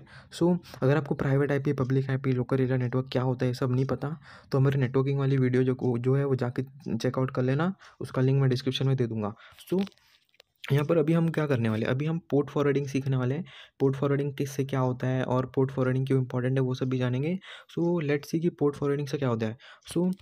यहाँ पर जब भी आप कोई भी काम करते हो, रिवर्स कनेक्शन बना रहे हो पेलोड से वगैरह जो कुछ भी कर रहे हो, अगर आप यहाँ पर अपनी जो कि है राउटर की प्राइवेट आईपी एड्रेस देते हो जो कि आपके डिवाइस को असाइन की गई है, तो उसमें क्या होता है कि वो वाली आईपी एड्रेस इंटरनेट पे काम नहीं करती है। इंटरनेट पे आपकी जो पब्लिक आईपी एड्रेस होती है राउटर की, वो इंटरनेट पे जाएगी, ना कि आपकी जो पर्सनल आईपी एड्रेस है प्राइवेट नेटवर्क के अंदर वो वाली। इसमें होता क्या है कि अगर आपने अपने राउटर की आईपी एड्रेस भी सेट कर दी अपने पेलोड के अंदर, भी वो जो रिक्वेस्ट रिवर्स कनेक्शन में रिक्वेस्ट आएगी वो आपके राउटर के पास आएगी। फिर अभी पोर्ट फॉरवर्डिंग से क्या होता है कि हम अपने राउटर को इंस्ट्रक्शन देते हैं कि भाई देख, ये स्पेसिफिक पोर्ट जैसे कि 443 के पोर्ट पे तेरे को इंटरनेट से रिक्वेस्ट आएगी, वो रिक्वेस्ट तू मेरे कंप्यूटर के पास लेके जा। हम ऐसा सेट करते हैं कि जो 443 के रिक्वेस्ट आएगी वो मेरे कंप्यूटर पे ला, नहीं तो राउटर क्या करेगा कि राउटर का अगर आपने स्पेसिफिक बताया नहीं कि ये वाली पोर्ट पे रिक्वेस्ट आएगी वो मेरे ये वाले कंप्यूटर पे स्पेसिफिक लाना, वो क्या करेगा, एक सिनारियो ऐसा हो सकता है कि वो कुछ भी नहीं करेगा, वो बस कनेक्शन को रोक देगा, स्टॉप कर देगा। या फिर अगर आपने ऐसी कुछ कॉन्फ़िगरेशन करके रखी है अपने राउटर में, जिसमें कि क्या हो सकता है कि वो जो कि सारे कंप्यूटर पे रिक्वेस्ट फॉरवर्ड कर देगा। आप ऐसा भी कुछ कर सकते हो, तो उसके बारे में हम ध्यान नहीं देंगे। पोर्ट फॉरवर्डिंग से सिंपली हम ये करेंगे कि राउटर को बताएंगे कि भाई एक स्पेसिफिक पोर्ट है 80, या फिर आपके मर्ज़ी का जो भी है, उस पे जो भी रिक्वेस्ट आएगी उस रिक्वेस्ट को मेरे नेटवर्क के अंदर बोले ये वाले स्पेसिफिक कंप्यूटर पे लेके जाना, जो भी आपको सिलेक्ट करवाना है उस कंप्यूटर की ये वाली लोकल आईपी एड्रेस आपको देनी होती है। ये कैसे करना है आपको, अभी आपको अगर पता नहीं तो आपको एक बात बता दूँ कि आपका मतलब अभी हर एक के पास अलग-अलग राउटर्स होते हैं, वो अलग-अलग कंपनीज़ के होते हैं। हर एक स्पेसिफ़िक कंपनी का एक अलग से आपको एडमिन पैनल मिलता है। एडमिन पैनल कहो तो अगर आपको ये सब नहीं पता तो सिंपली बता देता हूँ कि एक पेज होता है जिसके अंदर से आप अपने नेटवर्क को मैनेज कर सकते हो, वाईफ़ाई को। वो जो पेज होता है उसका लिंक आपको, उसका जो यूआरएल वगैरह होता है वो आपके राउटर के ऊपर नीचे एक कोने में कहीं तो मिल जाएगा, या फिर आप जो कि अपने सर्विस प्रोवाइडर को भी पूछ सकते हो। आपको उस पेज पे जाना है, अपनी आईडी पासवर्ड डाल के लॉगिन करनी है। लॉगिन करोगे सो वहाँ पर ही आपको पोर्ट फॉरवर्डिंग का ऑप्शन मिल जाएगा, तो आप वो ऑप्शन को सिलेक्ट करो, अपनी जो कि लोकल आईडी लिखो, अपने जो डिवाइस की, और जो कि कौन से पोर्ट से कौन से पोर्ट पे फॉरवर्ड करना है वो सब सेट करो। सो अभी आई डोंट थिंक कि मैंने जो कि बहुत जल्दी जल्दी बता दिया और काफ़ी सारे लोग को समझ नहीं आया होगा। सो ठीक है, समझ नहीं आया तो हम भी पोर्ट फॉरवर्डिंग करने वाले हैं, पर हम जो कि राउटर की मदद से पोर्ट फॉरवर्डिंग नहीं करेंगे, क्योंकि जो राउटर से पोर्ट फॉरवर्डिंग होती है वो काफ़ी सारे केसेस में क्या होता है कि हमारे राउटर का एक पोर्ट ओपन छूट जाता है और फिर उसमें ऐसा कुछ चांस है कि हमारे राउटर पे कोई अटैक कर सकता है। अगर अटैक नहीं करेगा तो भी बहुत सारे जो राउटर्स होते हैं, सर्विस प्रोवाइडर्स होते हैं, वो पोर्ट फॉरवर्डिंग को अलाउ ही नहीं करते हैं सिक्योरिटी पर्पसेस की वजह से, या फिर उनका कुछ भी पॉलिसी वगैरह होती है। सो उस केस में हम जो कि है एनजीरॉक जैसे सर्विसेज का यूज़ करते हैं। सो लेट्स सी ये एनजीरॉक में क्या होता है, तो यहाँ पर मैं एक सिनारियो बना लेता हूँ छोटा सा। सो ये मैं अपना कंप्यूटर बना रहा हूँ जिसके अंदर मैं यू लिख दे रहा हूँ। फिर अपने कंप्यूटर के अलावा भी यहाँ पर एक विक्टिम होने वाला है, तो विक्टिम का कंप्यूटर को हम वी दे देंगे। सो ये हमारा कंप्यूटर है और ये वाला विक्टिम का कंप्यूटर है जो मैंने अभी बनाया, और इन दोनों के बीच में जो कि हमारा राउटर आता है, जिसको कि हम यहाँ पर आर लिख देंगे, राउटर है इस वजह से। और फिर इसके अलग से एक बाहर से सर्विस आएगी जो कि होने वाली है एनजीरॉक नाम की, जिसका हम यूज़ करने वाले हैं पोर्ट फॉरवर्डिंग की जगह पे। तो ठीक है, तो इस सर्विस का हम नाम देते हैं एन। तो अभी ये मैंने काफ़ी सारी चीज़ें जो कि बना ली है यहाँ पर, ठीक है। सो ये कंप्यूटर्स है, ये जो कि हमारा एनजीरॉक का सर्वर है, और ये हमारा राउटर है। तो इसमें अभी क्या होगा कि आपके विक्टिम के पास अभी लाइफ टाइम में ये पेलोड है। सो अभी आपकी जो विक्टिम को आपसे कनेक्शन बनाना है, तो नॉर्मली क्या होता है कि एक अगर आपने पोर्ट फॉरवर्डिंग सेट किया अपने राउटर में, तो आपके विक्टिम से कनेक्शन आएगी आपके राउटर तक। फिर राउटर में आपने फॉर एग्जांपल ऐसा स्पेसिफाई किया है कि जो भी कनेक्शन 8080 पोर्ट पे आएगी, वो कनेक्शन को आपको इस कंप्यूटर, इस स्पेसिफिक कंप्यूटर जो अपने लोकल एरिया नेटवर्क के अंदर है उसमें भेज दो। तो अगर आपने पोर्ट फॉरवर्डिंग सेट करके रखी है तो अच्छी बात है, कोई बात नहीं। सो वो ऐसी रिक्वेस्ट चली जाएगी। पर अभी क्या होने वाला है, अभी मेन चीज़ क्या होने वाला है वो बताता हूँ। सो यहाँ पर अगर आपने एनजीरॉक यूज़ किया है, तो उसमें क्या होगा कि यहाँ से विक्टिम के फ़ोन में आप पेलोड बनाते वक्त जो कि है एक वो वाला आईपी एड्रेस दोगे जो कि आपको एनजीरॉक वाले प्रोवाइड कर रहे हैं। सो फिर अभी होगा क्या इस केस में कि विक्टिम के फ़ोन से एनजीरॉक के पास रिक्वेस्ट जाएगी, एनजीरॉक के पास से डायरेक्टली रिक्वेस्ट जो कि आपके कंप्यूटर पे आएगी। ठीक है, तो ऐसा कुछ होने वाला है। तो इसके अंदर मतलब कि राउटर का ज़्यादा रोल ही प्ले नहीं हुआ, डायरेक्टली विक्टिम के पास से एनजीरॉक के सर्वर पे रिक्वेस्ट गई और एनजीरॉक के सर्वर से स्पेसिफिक आपके कंप्यूटर पे जो कि रिक्वेस्ट आई। तो इसके अंदर राउटर नहीं आया, अभी राउटर ओपन भी नहीं है, तो राउटर के ऊपर कोई बाहर से अटैक वगैरह भी नहीं हो सकते, और एकदम सिक्योर मेथड है पोर्ट फॉरवर्डिंग का, जिसका कि आप यूज़ कर सकते हो। मतलब अल्टरनेटिव मेथड है राउटर से पोर्ट फॉरवर्डिंग करने के अलावा, सो आप इसका यूज़ कर सकते हो। सो आई होप आप समझ गए होंगे कि मैं क्या सिखाना चाहता हूँ। सो गाइस अभी मैं अपने डेस्कटॉप पे हूँ, और अभी मैं आपको यहाँ पर पहले तो आपको एनजीरॉक वाले वेबसाइट पे जाना होगा, और यहाँ पर जाके पहले आपको साइन अप कर लेना है। फिर सिंपली यहाँ पर जो डाउनलोड फॉर लिनक्स वाला लिंक कॉपी कर लेना है, जैसे कि यहाँ पर मैं कर रहा हूँ, आपको यहाँ पर दिख रहा है। और यहाँ पर आपको अपने टर्मिनल में आ जाना है, और यहाँ पर जो कि है wget और वो लिंक पेस्ट कर देना है, ताकि ये जो फाइल है आपकी टर्मिनल के अंदर से आप डाउनलोड कर पाएँ। पहले तो आपको इस वेबसाइट पर रजिस्टर कर लेना है, जो कि बहुत ही ज़्यादा सिंपल होता है। सो फिर अभी आपका जो कि डाउनलोड हो चुका है, फिर यहाँ पर मैं एलएस करके दिखाता हूँ, फाइल का नाम कैसे दिख रहा है, एनजीरॉक वर्जन 3। तो आपको क्या करना है, अभी इसको अनजिप करना है, तो यहाँ पर लिखेंगे tar zxvf और वो फाइल का लिंक डाल देंगे, फाइल का नाम। ओके, सो यहाँ पर एनजीरॉक जो कि ये फाइल अनजिप हो चुकी है। अभी हम जो कि क्या करेंगे, यहाँ पर सिंपली आपको नीचे जाना है, और यहाँ पर आपको जो कि अपने अकाउंट को कनेक्ट करना है, आपको वेबसाइट पे जाना है, फिर यहाँ पर एक आपको दिखेगा कनेक्ट योर अकाउंट करके, वहाँ से जो कि आपको सब चीज़ कॉपी कर लेनी है, एनजीरॉक ऑथ टोकन जो भी है, और यहाँ पर पेस्ट कर देना है आके। और इसमें से आपको कुछ चीज़ें हटानी है, जैसे मैं वीडियो में हटा रहा हूँ। यहाँ पर आपको जो ऐड लिखा है वो हटाना है, और कन्फिग हटा देना है, और जो कि एनजीरॉक के सामने यहाँ पर अभी दिखा रहा हूँ, एनजीरॉक के सामने डॉट और स्लैश लगा देना है। तो डॉट और बैक स्लैश जब भी आप लगाओगे तो आपका जो कि है और टोकन है जो सेव हो जाएगा। फिर आपको यहाँ पर करना क्या है कि आपको यहाँ पर अभी पोर्ट ओपन करना है, तो यहाँ पर मैं अभी पोर्ट ओपन करूँगा ./ngrok TCP 4444। सो अभी जैसे कि हम यहाँ देख सकते हो, यहाँ पर पोर्ट ओपन हो चुका है और ngrok रन हो चुका है। अभी गाइज मैं आपको दिखाऊंगा कि आपको कैसे इसको जो एक पेलोड बनाना है, और एक मतलब आपको कैसे किसी का भी डिवाइस आप हैक कर सकते हो। सो गाइस ये जो कि ये बन चुका है, आप जैसे यहाँ पर सामने देख सकते हो। अभी यहाँ पर जाना है, हमें पेलोड जनरेट करने हैं। सो गाइस मैंने पेलोड वाला कमांड डाल दिया है। अभी यहाँ पर मैं हमें lhost होस्ट और एल पोर्ट सेट करना है। तो गाइस अभी ध्यान से देखना कि कौन सा एल होस्ट सेट करना है। तो गाइस एल होस्ट सेट करने के लिए जो कि यहाँ पर आपको जाना है, यहाँ पर ये फॉरवर्डिंग वाले में जहाँ पर हमने बनाया था पहले। सो यहाँ पर जाके 2 से लेके IO तक मैं कॉपी कर रहा हूँ, अभी आपको भी उतना ही कॉपी करना है। सो जहाँ जैसे आप कॉपी कर लोगे आपको वापस से अपने दूसरे टैब में जाना है और यहाँ पर एल होस्ट के आगे उसको पेस्ट कर देना है। सो गाइस ये जो बेसिक का कमांड मैंने डाला था वो भी आपको ऐसे डाल लेना। अगर आपको पता नहीं मेंटास्प्लॉइट कैसे यूज़ कर दो तो आप कमेंट में पूछ सकते हो। और गाइस जो एलपोर्ट है उस जगह पे वापस आपको जाना है, वहाँ पर ही जहाँ पर आपने ngrok को चालू किया था। और यहाँ पर दिख रहा है ना आपके लिंक के बाजू में, उससे आपको कॉपी करना है। मैं एकदम ध्यान से करके आपको दिखा रहा हूँ। और जो कि एलपोर्ट के बाजू में उसको जाके पेस्ट कर देना है। और जैसे हमारे पूरा कमांड बन चुका है अभी हम करेंगे इसको एक्सिक्यूट, और जो कि हमारा पेलोड बन जाएगा। ठीक है, चलो हम एक एप्लीकेशन का नाम भी चेंज कर लेते हैं, यहाँ पर डाल लेते हैं ngrok पे। ठीक है, सो यहाँ पर एक पेलोड बन रहा है अभी। सो गाइज़ हमारा जो पेलोड है वो पूरी तरीके से बन चुका है। और यहाँ पर अभी मैं आपको जो कि है इस पेलोड को विक्टिम के फ़ोन में सेंड कर देना है और उसे इंस्टॉल करने बोल देना है। और तब तक जो कि आपको क्या करना है, यहाँ पर MS ऑफ कंसोल चालू कर देना है और जो कि पोर्ट पे लिसन करना है और जो कि सेशन वगैरह बनाने हैं। तो ठीक है, मैं एक एक करके आपको सारे कमांड्स डाल के दिखाता हूँ। MS ऑफ कंसोल डालूंगा पहले, फिर यहाँ पर ये स्टार्ट होने में थोड़ा टाइम ले रहा है मेरी मशीन में, डिपेंड करता है कि आपकी मशीन कैसी है। सो ये सब मैं काली लिनक्स के अंदर कर रहा हूँ, आपको तो पता चल ही गया होगा अभी तक। आप कौन से भी लिनक्स में कर सकते हो। तो यहाँ पर जो कि है, पहले तो मैं यहाँ पर लिखूँगा कि use exploit multi slash handler, use exploit multi slash handler. So guys अगर आपको मेटास्प्लॉइट नहीं आता है तो कोई बात नहीं, बस ये कमांड्स डालते जाओ जो मैं डाल रहा हूँ, आपको मेटास्प्लॉइट में सिखा दूंगा। फिर गाइज जो कि नेक्स्ट कमांड आपको डालना है वो है सेट पेलोड, फिर यहाँ पर डालना है एंड्रॉयड, उसके बाद सेट पेलोड के बाद Android ANDROID Android slash meterpreter slash reverse TCP।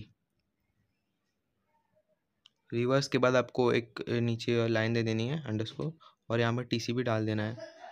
सो यहाँ पर मैंने एंटर मार दिया और यहाँ पर अभी मैं आपको शो ऑप्शंस करके दिखाऊंगा कि अभी यहाँ पर हमें क्या क्या चीज़ों की ज़रूरत है। तो गाइज़ अभी हमें एलोस डालना है। एलपोर्ट तो गाइज़ पहले से हमने 4444 रखा था वहाँ पर, अगर आपने कुछ और रखा होगा तो एलोस्ट एलपोर्ट भी आपको चेंज कर देना है। पर गाइज़ मैं एलोस चेंज कर रहा हूँ तो यहाँ पर लिखूँगा सेट एलोस्ट, और आपको एलोस सेट करना है 0.0.0.0 क्योंकि आप ngrok से कर रहे हो, सो आपको ऐसा करना होता है।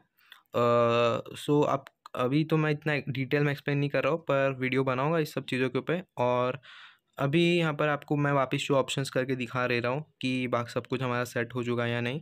सो गाइस यहाँ पर जैसे देख सकते हो सब कुछ हमारा सेट हो चुका है, और अभी हम जो कि है हैक करने वाले। सो अभी आपको कमांड डालना है यहाँ पर एक्सप्लॉइट। सो यहाँ पर मैं अभी कमांड डाल देता हूँ एक्सप्लॉइट, आपको बस चीज़ें चेक करती रहनी है। सो यहाँ पर जो कि कनेक्शन स्टार्ट हो चुका है, अगर अभी विक्टिम को जो कि ऐप ओपन करने बोलना है।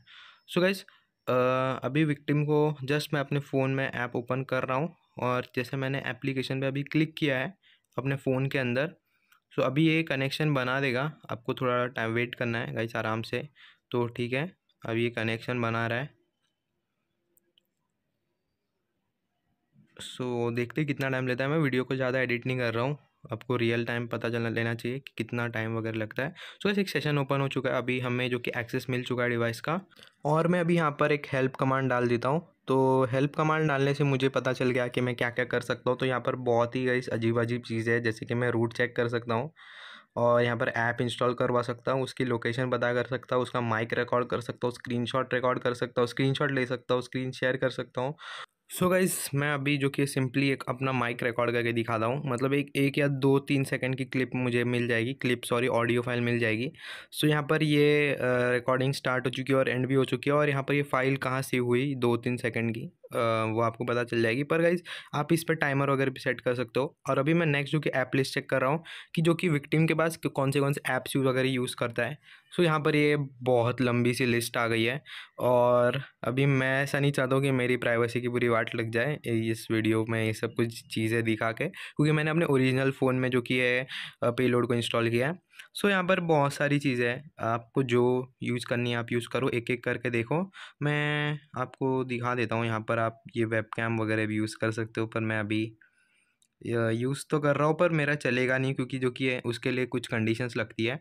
सो गाइस, क्योंकि जहाँ पर लिखा है run time error, unable to find suitable browser on the target machine. So guys, इसके लिए आपको मतलब कुछ चीज़ें पहले से ही करनी पड़ती है विक्टिम के डिवाइस में, विक्टिम को कुछ बोलना पड़ेगा। सो आप ये सब चीज़ें कर सकते हो, पर गाइस थोड़ा ध्यान से करना।